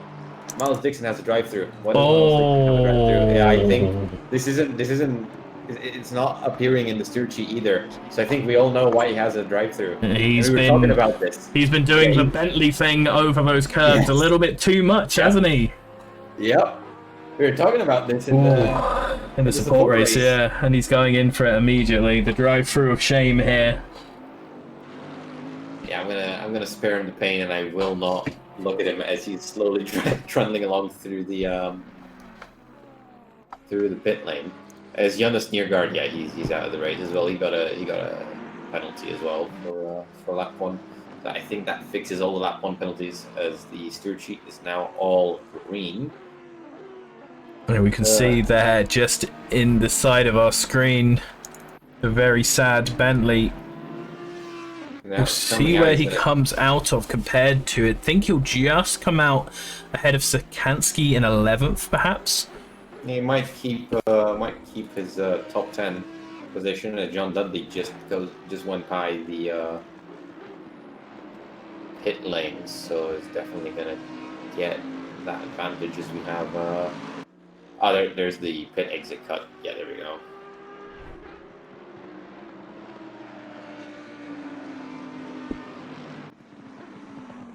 For Daniel Duret, so he's definitely not having a very good race. He's already 2 laps behind and slapped with a penalty. Sikansky here leading this big train of cars, going all the way back. Oh, 156 has just had a mare. That's Max Diggs. We need to see what's happened there. Yeah, he's had a spinner. So here he is in the replay. He was just behind Dixon in that little train. You can see 3 Lexus and another Merc just behind him. This was the train I was talking about. And through the chicane, does he get back-ended by the Lexus or does he lose it himself? He gets tapped around by the Lexus, it looks like. That is the exact same thing I did to Alice in the amateur split. Just a little bit braking later than the car in front, and that's probably going to be a penalty for the Lexus that was just behind him, which would be, I guess, Cambly, perhaps. We'll have to see about that, where the stewards get a better look at it. Yeah, Cambly's right behind Jack Winter at the moment, so that's the top 3 of AM are Jack Winter, Cambly, and Fabio Geno, and the gaps are quite small. They're both less than a second, so it could be that Fabio Geno, after that bad start, might actually be able to pull through a win if he's daring and if he's clean and manages to get those 2 overtakes done. So that's one thing to look at. Well, the top 3 in the pro class are separated by miles and miles. There's almost 7 seconds between first and second, and then 5.5 seconds between second and third. Here's the move being made by Dixon. Dixon is trying to make up some positions and salvage some points in this race. We've seen him take over Sikansky now for 10th position, and we will likely see him pull up to the back of John Dudley, who is his next opponent. But I'm trying to check on the map where John Dudley is. John Dudley coming through the last turn right now as Dixon comes through the hairpin, so that's a lot of time to make up in 6 minutes. That's unlikely to happen. I think Dudley needs to go feed his Bentley some grass for that to happen. Yeah. Dudley here right behind Nathan Burnswood, who is a little bit behind this Chiribo, Reed, and Szymanski battle further up.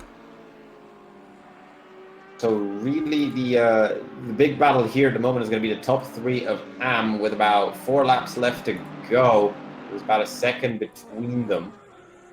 Jack Winter still retaining the top spot in the AM class with Cambly and Geno behind him. There's also Jim Reed and Andrea Chiribau, both in Ferraris, close together. Nathan Burnswood behind them and John Dudley. All these gaps less than a second, but I don't know if there's going to be too much action going on. There's not that many laps left. The rest are pretty far apart. We do have some more small battles further to the back of the field around Max Diggs in P18, with Radelli right behind him, 5/10 back, and Lewis Hawkins behind him as the pit window closes and we go into the last 5 minutes of the race. We're seeing Radelli having a bit of a look around Max Diggs, but electing not to try to outbrake him.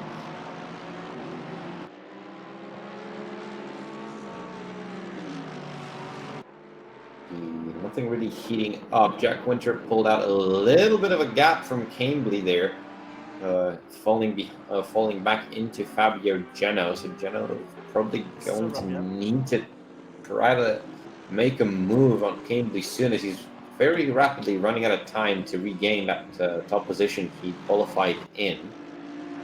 Still got this nice fight at the front of AM. These are the three podium sitters in AM so far that we are looking at. Jack Winter, Cambly, and Gino just behind him.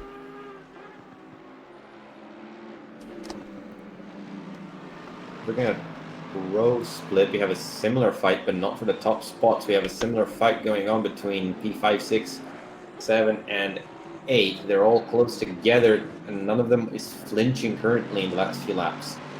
But for Szymanski, at least, in that Audi, notoriously hard to drive, so a single mistake is going to lose him 4 spots, so he is definitely under pressure. It's Cambly now. Cambly and Geno very close again, and Jack Winter, so that fight is heating up, as you were saying. Yeah, it especially seems like the two Lexi just behind here are getting really close together as Jack Winter leads them.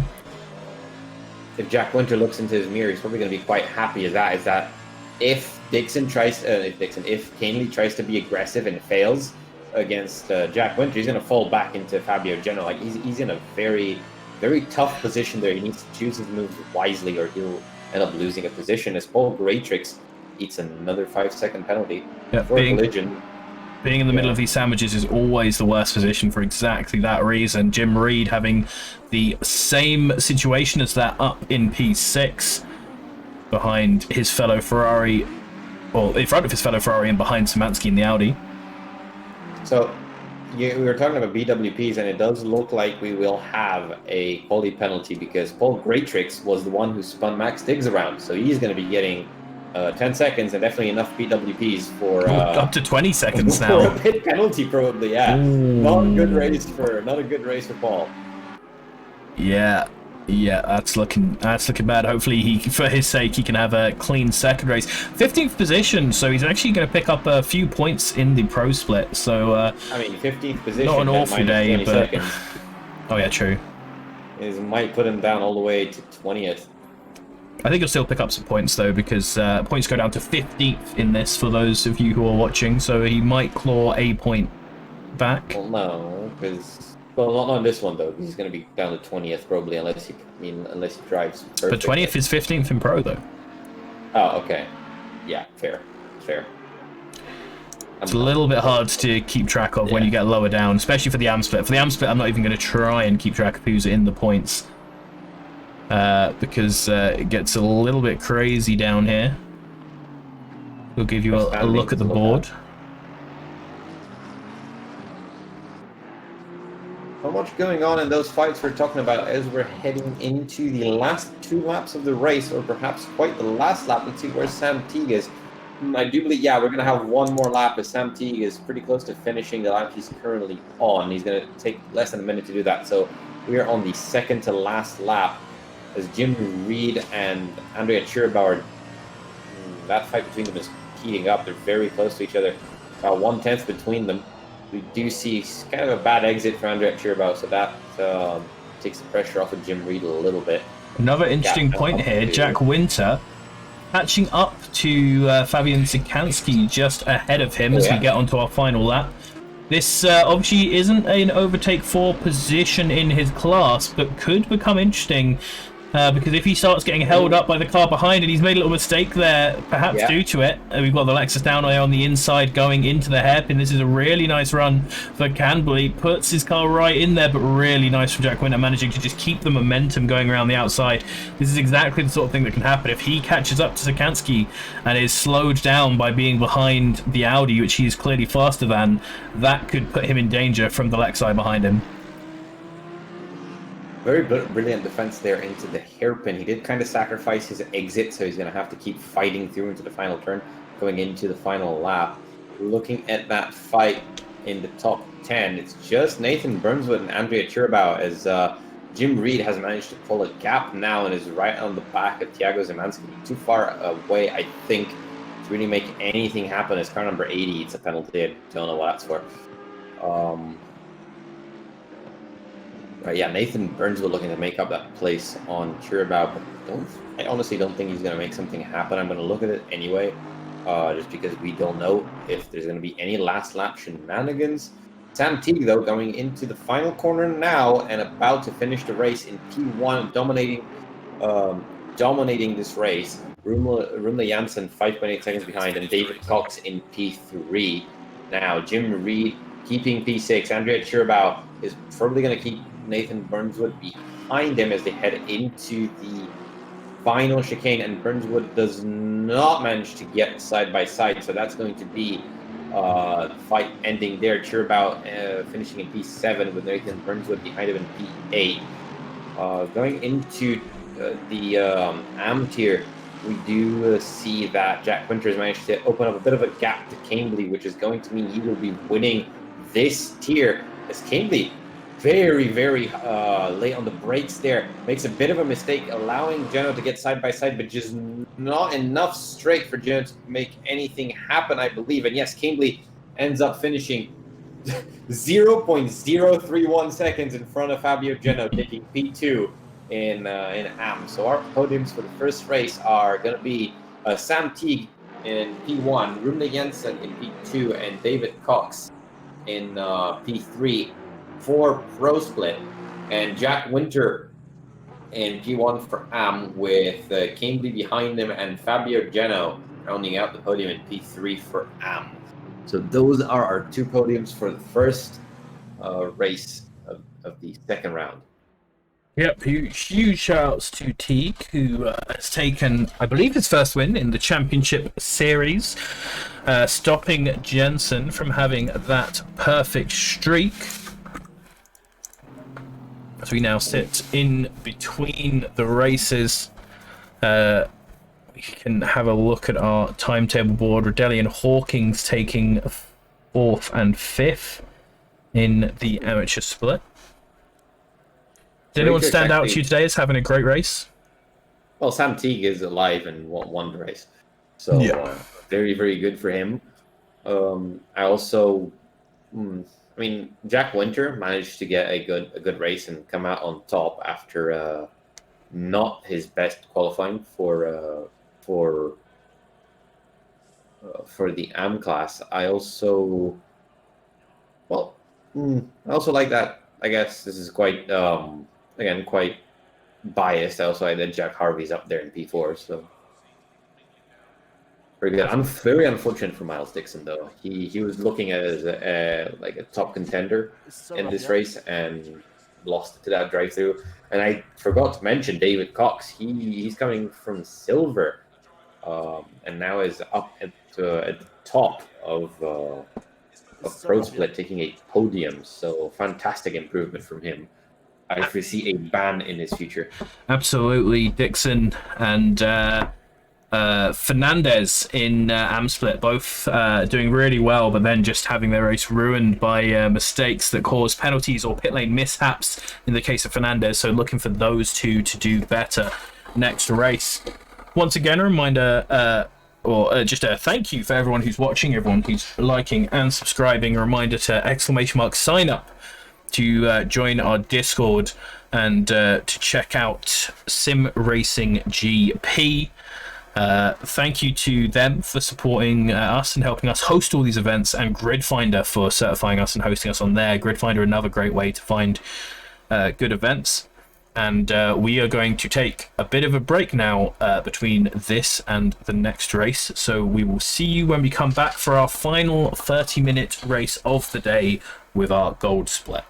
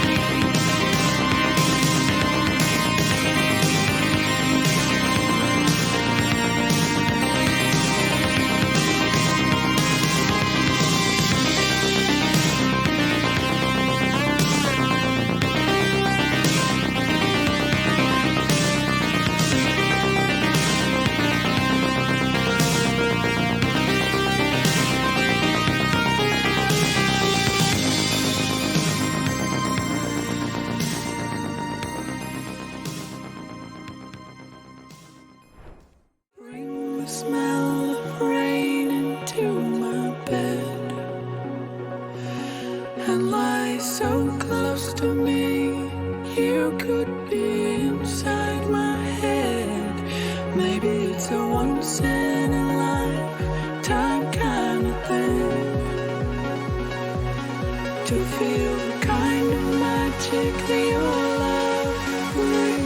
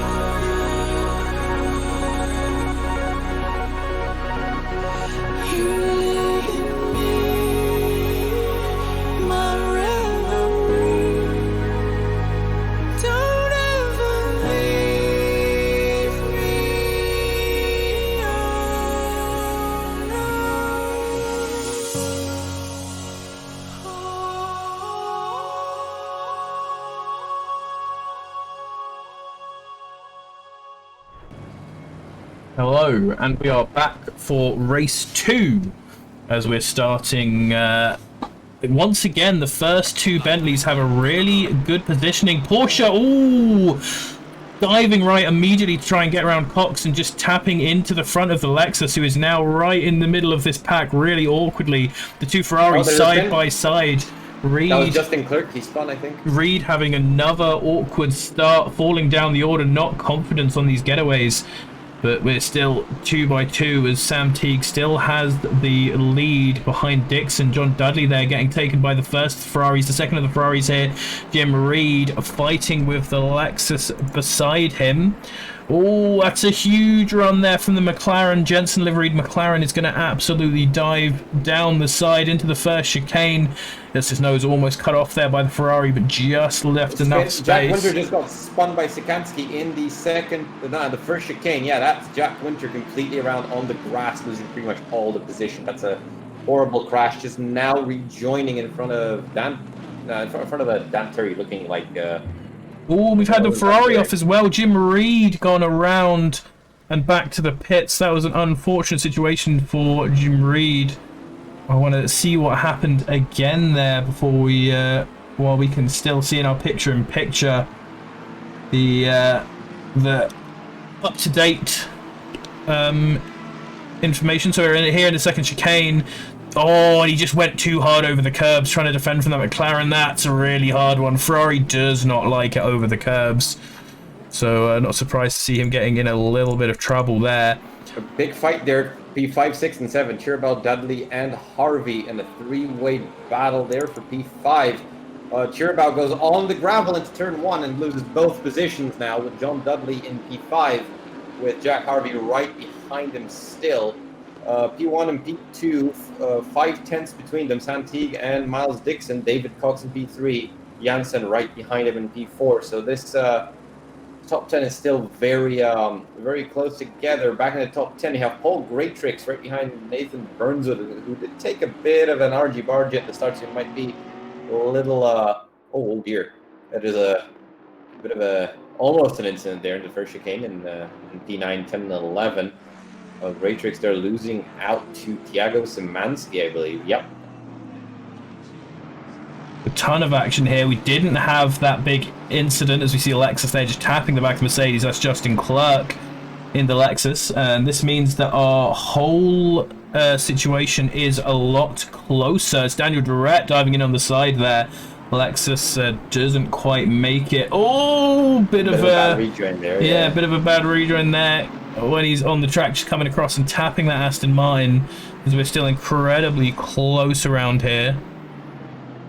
So Justin Clerk got ended up spinning in the first corner and got smashed into the side. So I do think he has quite a bit of damage. He's going to be having a hard time driving that car around until the pit window. And instead of that, yeah, we had Jack Winters spin, and there's a few more penalties coming out. So yeah, for car number 73, there's a penalty. Yeah, we can see on the side of the car there as it turns into this corner. We should see it again. A lot of damage there on Justin Clark as he dries up Esposito. Esposito not quite given enough room, banging doors there. It's going to be sent out to the side where he's now side by side with Jose Martinez in the other Jack Simsport car. Teammates with Julian Strasser. He has now taken that position as well. Oh, look at Rumila Janssen all over David Cox, and Miles Dixon is all over Sam Teague now. There's less than 3 tenths between them in P1 and 2. There's Dixon looking to make up for that ruined race 1 and try and go for the lead already. Yeah, he was right behind for a while there and then fell off, and now right back up there again. So they're heading towards the last corner. I see John Dudley and Jack Harvey also having quite a fight. There's a bit of dirt coming up from John Dudley, so he probably had a bit of a bad hairpin. I'm going to see if Harvey can make something happen. He doesn't, as he goes squarely over the curbs a little bit in the final chicane and has to resign himself as Miles Dixon tries to move around the outside of Sam Teague, but doesn't quite make it stick. Goes for the switchback. Almost side by side. There's almost a bit of contact coming into turn 2 now. Sam Teague does stay ahead, but only a little bit. As Rumila Janssen gets a penalty, 10 seconds penalty. He must have caused a collision, but I did not see what he did. I think you did, Gareth, as I was looking further back. I'm trying to see who he hit. He hit Jack Harvey. Yeah. Yeah, that was right at the front, right? Yeah, I know what you're talking about now. Yeah, he immediately came across, once again, getting a really good start on that Bentley and just side-slapped into a Lexus. So unfortunate for Jensen now. Speaking of Jack Harvey, he's got a face full of Bentley right now. So definitely got the pace on John Dudley, so he just needs to get that move to happen. It's easier said than done on this track, as more penalties are coming in. So penalties for 73, which I'd have left the server because I don't see 73 anywhere.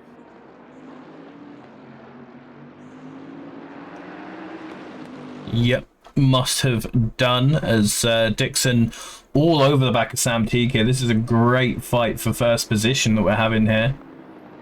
Paul Greatrix is the first one to dive into the pits. As there's a behind Max Diggs, there's a fight definitely. Fabio Geno and Fernandez and Benjamin Oriot, I believe. Yeah, they're all over each other. There's a big train here behind Fernandez.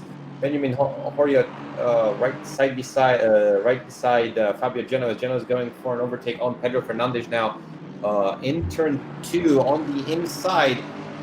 Almost making it stick, but Pedro just carrying the speed. Still side by side into turn 3. And then to the next right-hander as well on the outside.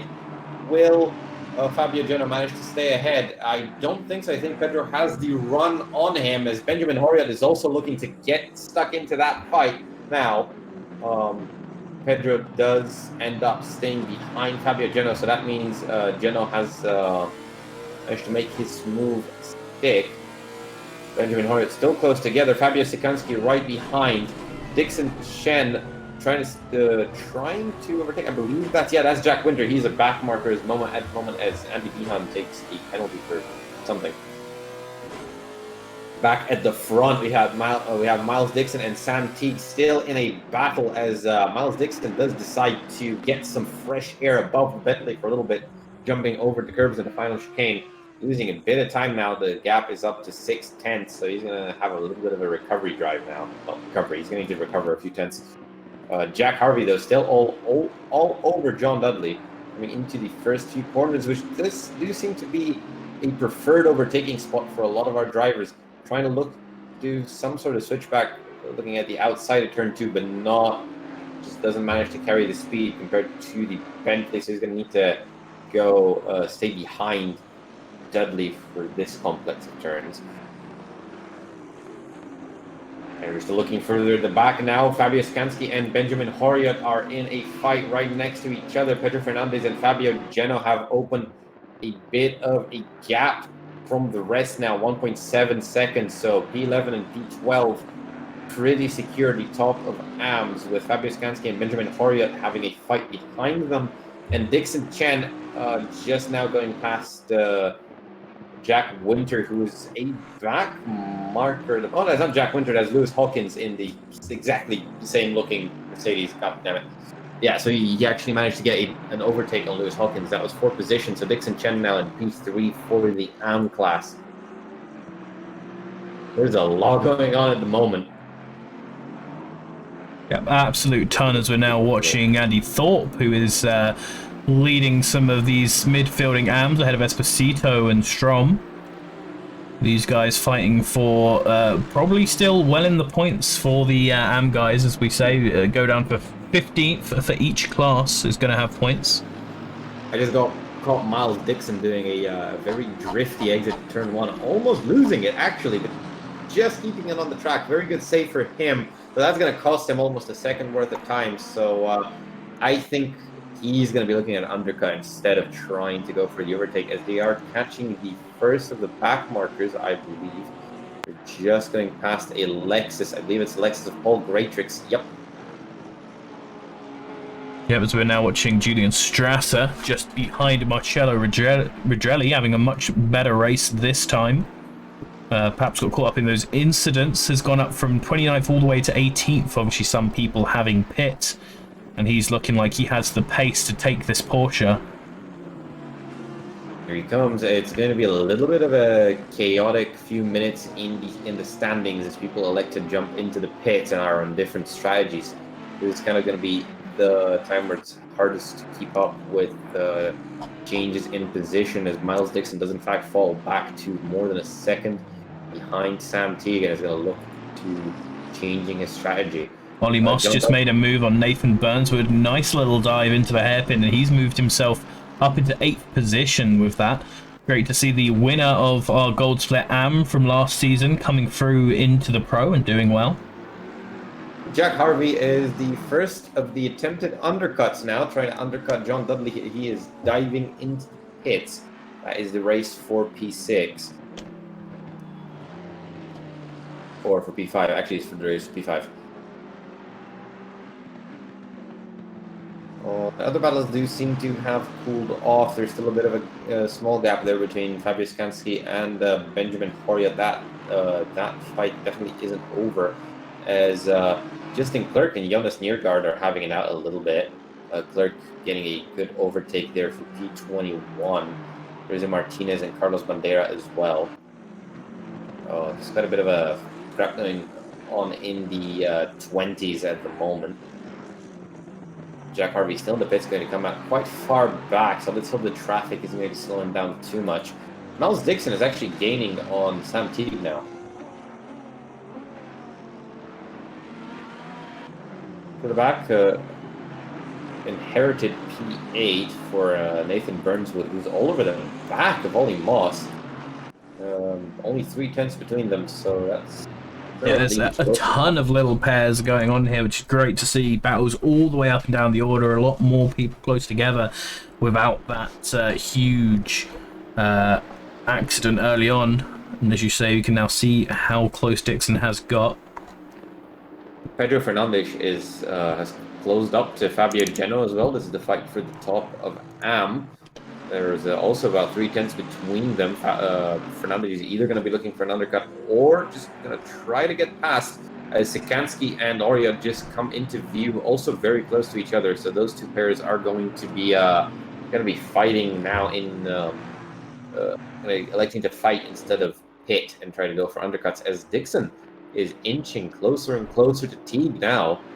Only 5/10 between them, so there's definitely a bit of pace difference. But will Miles Dixon be able to convert that into an overtake? Because those Bentleys are large. Yeah, and he's so close up there after Sam Teague went a little bit wide through that fast corner. Not going to look for it. Sam Teague taking a defensive line through the hairpin. Actually gives him a little nudge there going through. And that's not going to help his momentum at all coming down to this next overtaking opportunity. Yeah, it's pretty minor. I don't think we're going to see a penalty or anything going for that. Maybe a worse. And we've just caught Durrett, who's just had an incident there. He was coming around behind this Ferrari, chose not to make the move, and then realized he wasn't going to make it. Managed to just dive out of the way to not have any bigger of an incident, but gets thrown off of the track there and comes on a little bit further down in the field. Unfortunate there for the Lamborghini driver. Right, so we do have battles heating up there. P10, P11, P12, P13, and P14 and P15. These two pairs, as we have two people, I think, this is quite interesting. Lewis Hawkins and Dixon Chen are coming into the pits at the same time. I do think there's an attempted undercut didn't work because they're coming into the pits at the same time. There's almost an overtake going on at the entrance of the pit lane as Andrea Chirbau also dives into the pit lane. Miles Dixon and Sam Teague going along, having that fight. None of them are flinching at the moment. Yep, we're up into the 15-minute mark, which means that this is the halfway point, and we'll see a lot of penalties coming in now. This is going to be, not penalties, pits. This is going to be the peak of when people start diving into the pits. The majority of our field will be doing that within the last 10 minutes. So we are watching the fight for P1 in AM right now, with Fernandez still keeping it close with Gino. It's going to be very interesting to see what happens to these two after the pit stops. Yeah, I'm quite curious what's going to happen with Dixon, Chen, and Lewis Hawkins there. They came into the pits at the exact same time, so it's all about who has the better stop, the stopping closer to the mark and just hitting drive fast enough, basically. Got Nathan Burns and Ollie Moss also very close to each other. We got Dixon and Teague at the top two as we get to the halfway point, and Pedro Fernandez is the first one to flinch in the top of AM. They're diving into the pits in an undercut attempt on Fabio Geno. So that's a pit stop to look after. I'm going to keep an eye here on Pedro, see if he manages to come out ahead to have a good pit stop. Yeah, and we'll definitely have to check in with him again later when we see Fabio Geno pit, as we've right now seen Sikansky come out just behind, or another Audi come out just ahead of Sikansky, but that's a back mark. He's going to dive out of the way of these two and try and let their battle keep happening. Dixon going into the hairpin once again. Teague going very defensive, not letting it pass all, but this time there's a tap and he's round. Teague is around. Looks like Dixon wants to let him pass again, which is a mistake because we do have these races live stewarded, so he will likely still get a penalty for that. Yeah. And Teague keeps his position in the league. Very gentlemanly there from Dixon. Yeah, but quite unfortunate. Again, he was having a very good race coming in there, getting very close, trying to get overtakes done, but just not managing. Teague reacts to that by diving into the pits. He's just behind David Cox, who was in 3rd position. Yeah, so just, again, an unfortunate race for Miles.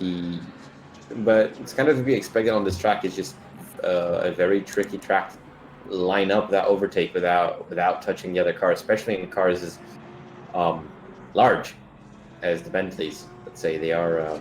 Here we have it, Fabio Geno coming into the pit. So we're going to need to get a camera on him at some point as we see where Fernandez is on the track. He's right now just coming through the first chicane. Geno has stopped in the pits at the moment, so there's quite a lot of time he needs to spend. I do have a hunch he might be able to come out ahead. I'm going to keep an eye on that timing board. I do believe this might end up being a win for Teague as well, since with that penalty I don't think he has any more competition.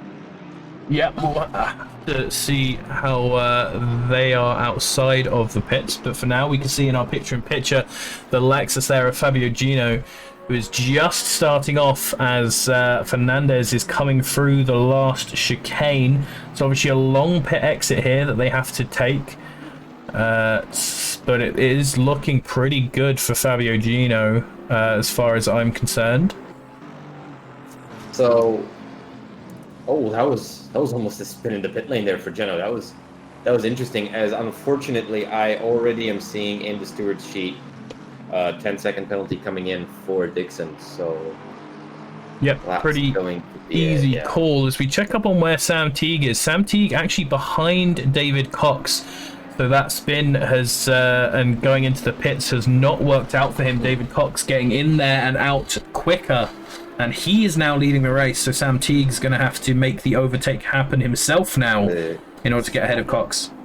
The question is the fear factor of that pink Bentley enough? And also, can Rommel Jensen do anything? If he's actually in the pits right now. He's going to be serving a 10-second penalty, though. Oh, yeah, good point. I forgot he had that 10-second penalty. So, yeah, he's going to be in there for quite a while and be falling down the order. So, unfortunately for Pedro Fernandez, not only is Geno ahead, but... Oh, well, they had a Paul Matrix between them, but now I do believe that is no longer the case. Why do their cars look exactly the same? Why does this happen? Damn it, why? Yeah, absolutely. Yeah. Always very confusing. Fernandez now all over Geno, actually, so this race is definitely not over at the top of AMS. Dixon now elects to serve his penalty. We'll see where he comes out.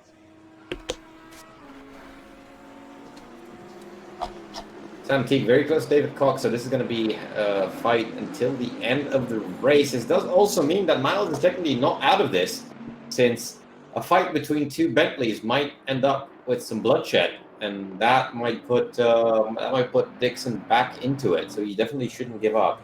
Yep, he's in the pits right now, so you can see who he may be able to come out ahead of. Because obviously, if he comes out in the gap between Teague and Jack Harvey, who's just down the road, then he could still be into it. But I'd assume that he'll lose the position to Harvey as well and have to commit that overtake.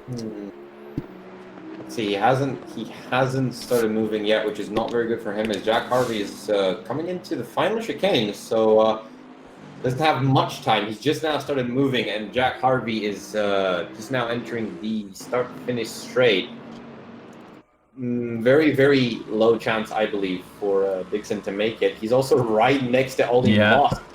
You can see them there on the right-hand side of our screen. They're definitely not going to make Jack Harvey. It doesn't look like they're going to make Dixon either. Ollie Moss has given the room there.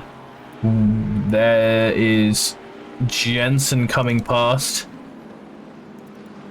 And there Dixon comes in behind Chirabao.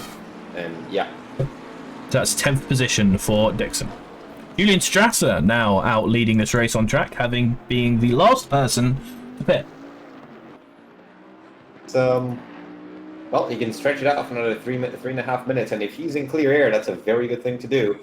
Pedro Fernandez now actually has Fabio Sikansky between him and Fabio Geno. Fabio Geno is quite far behind, 2.5 now, even more actually.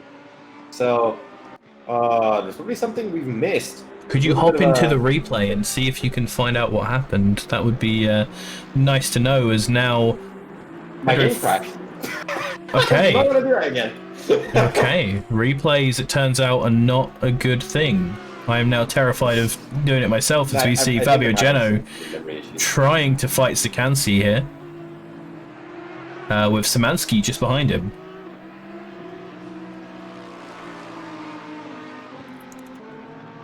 Lewis Hawkins still on the back of Dixon Chen. These two have been fighting throughout a lot of the race. Oh. There we go, Julian Strasser in the pit. So it'll be interesting to see how far he comes out in terms of the rest of the AM drivers.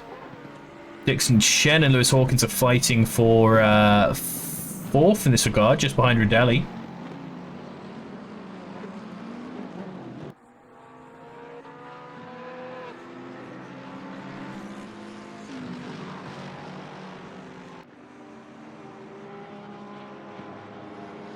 I believe Strasser was just coming out of there, right? Yeah, he's still coming out. So Martinez has replaced... Oh, not replaced him, has taken him.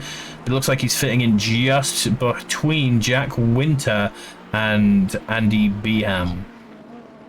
Miles Dixon now on a recovery drive in P7, right behind Chirabao. He's going to be looking to make a move, as Janssen and Dudley right in front of him as well, having their own little fight. Jack Harvey pretty much alone and sad in P3, though he's to the podium, so I don't think he minds. Sam Teague and David Cox are still in the battle, though. David Cox is definitely... oh, it looks like there has been a bit of a crash. I'm going to check out this one, see how it happened. We are with Lewis Hawkins right now going into the first chicane. So following McLaren here down into the second chicane, we can see there's already a car spun there. Oh, the Mercedes there on the inside, and then he just bins it himself right next to that incident. As you say that, there's it's heating up between Janssen and Dudley there. Janssen going side by side for a little bit, looking for a way past that Boatley, coming onto the straight towards the first chicane. See if that Porsche can get a better exit. Definitely not easy, as the Bentley just clobbers the curb. So we're going to be looking back at them a bit later. In the meantime, because of that fight, Chirabao and Dixon now are turning this to a four-way fight for P4, because they're coming up to the back of Rune Janssen.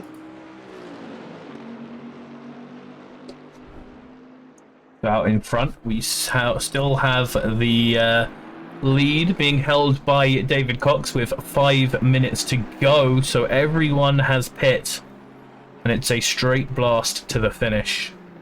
Geno desperately needs to get past Fabio Szymanski. He's losing more and more time behind Fernandez. I don't think he has a chance anymore. He's 3 seconds behind him now. Janssen and Dudley, again, very close together. The Porsche does have a little bit of an advantage in the first sector, so we're going to look at we're going to be looking at that fight again, as he's looking down around the outside of Dudley, trying to maybe get that switch back into turn 3. Not really ready to get side by side, but still extremely close. Going through the last of the right-handers, not managing to get side by side again, coming into the chicane. Chirabao and Dixon now turning it completely into a four-way fight, as their gaps are also tiny. This is a powder keg waiting for somebody to make a move. Only about 3 laps left in the race. David Cox still having a bit of a gap to Sam T, even though it is getting smaller. I don't know if any moves are going to be made. I'm going to keep looking at this four-way fight, as somebody's going to have to flinch.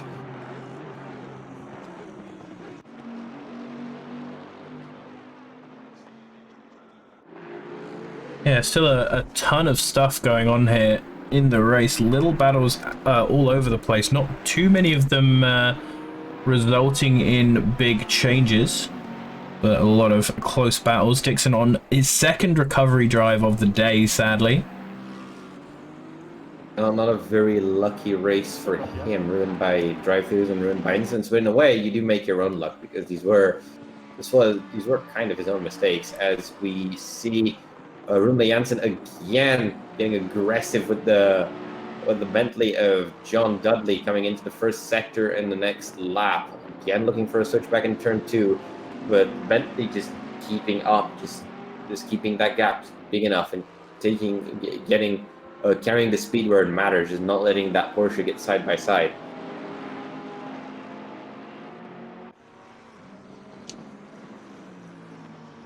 Coming into the chicane, Rune looks down the inside, thinking better of it, and tucking in behind.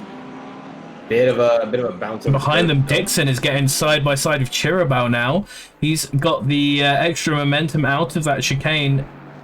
Really hard to squeeze through there, and he's actually going to turn around the Ferrari. I'm not sure if that was his fault. Ferrari might not have left him quite enough room, but another unfortunate instant there as Ollie Moss and Nathan Burnswood going to come past. Nathan Burnswood now side by side with Chirabao. Chirabao trying to desperately keep that position, is going to now join this fight, which was also going on behind that we were watching before. Saying that, Sam Teague is now right behind David Cox, 2/10 between them, as Paul Gratrix has 15 seconds with penalties again.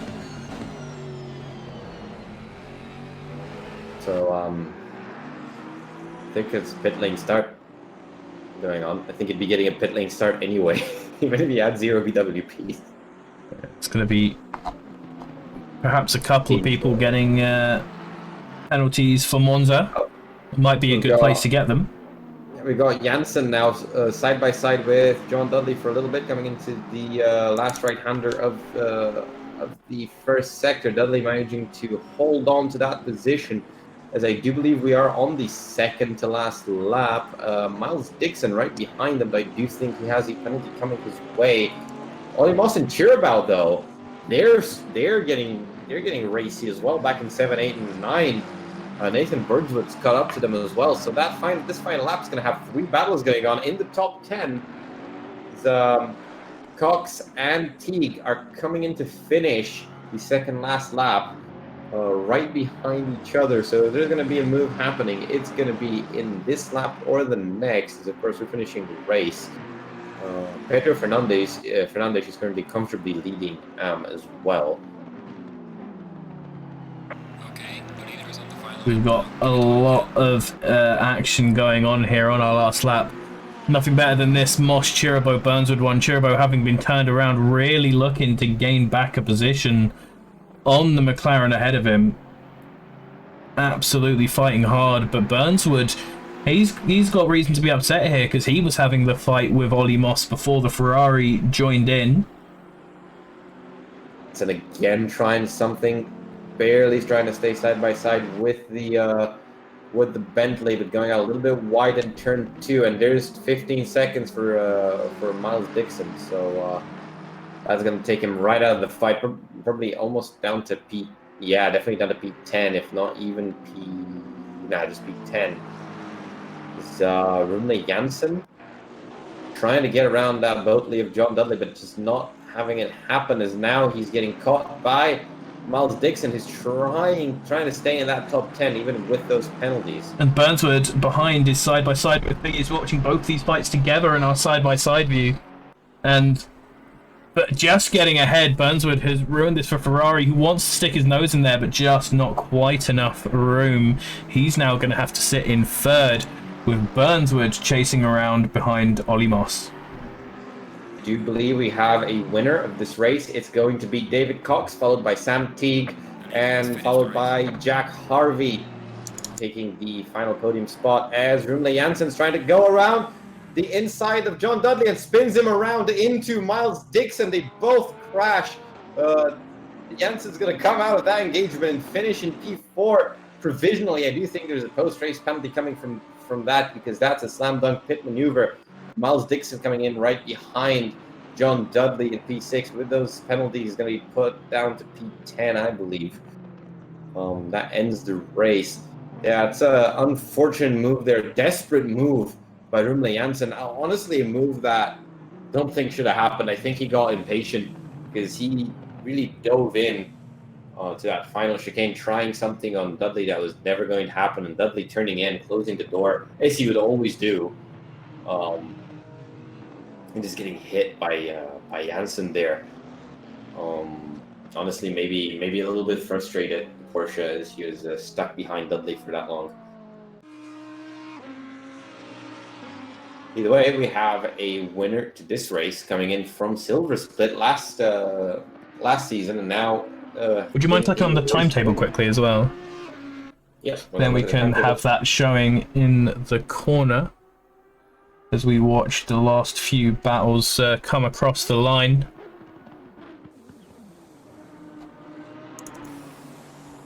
There we go.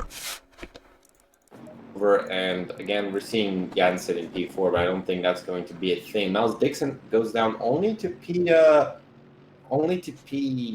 because that penalty was a 10-second. It was lap 15, so that's the thing that kind of confused me. In AM, we have Pedro Fernandez comfortably winning that category in P11. Fabio Geno in P2 gonna rake in those points as he had podium finishes both times, and then followed by Radelli in rounding out the AM podium in P15.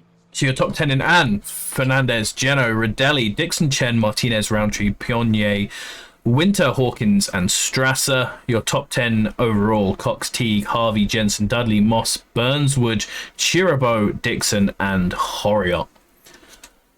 Good day's racing overall. I think we had a few incidents and some unlucky races for people, but overall there was a lot of fighting, which was very fun to watch.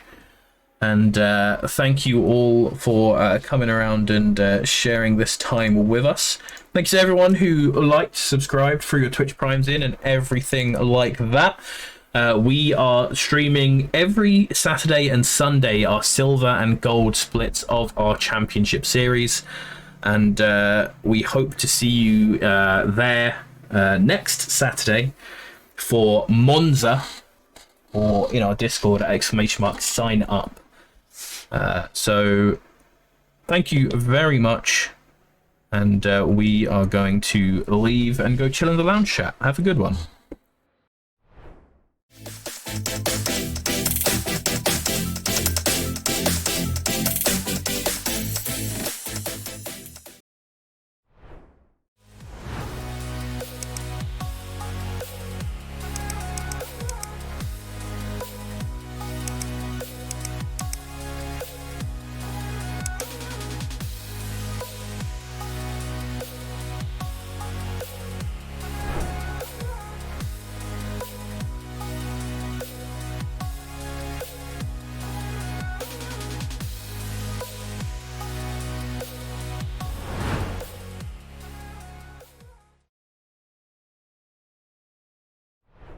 Bring the smell of rain into my bed and lie so close to me. You could be inside my head. Maybe it's a once in a lifetime kind of thing to feel the kind of magic that you're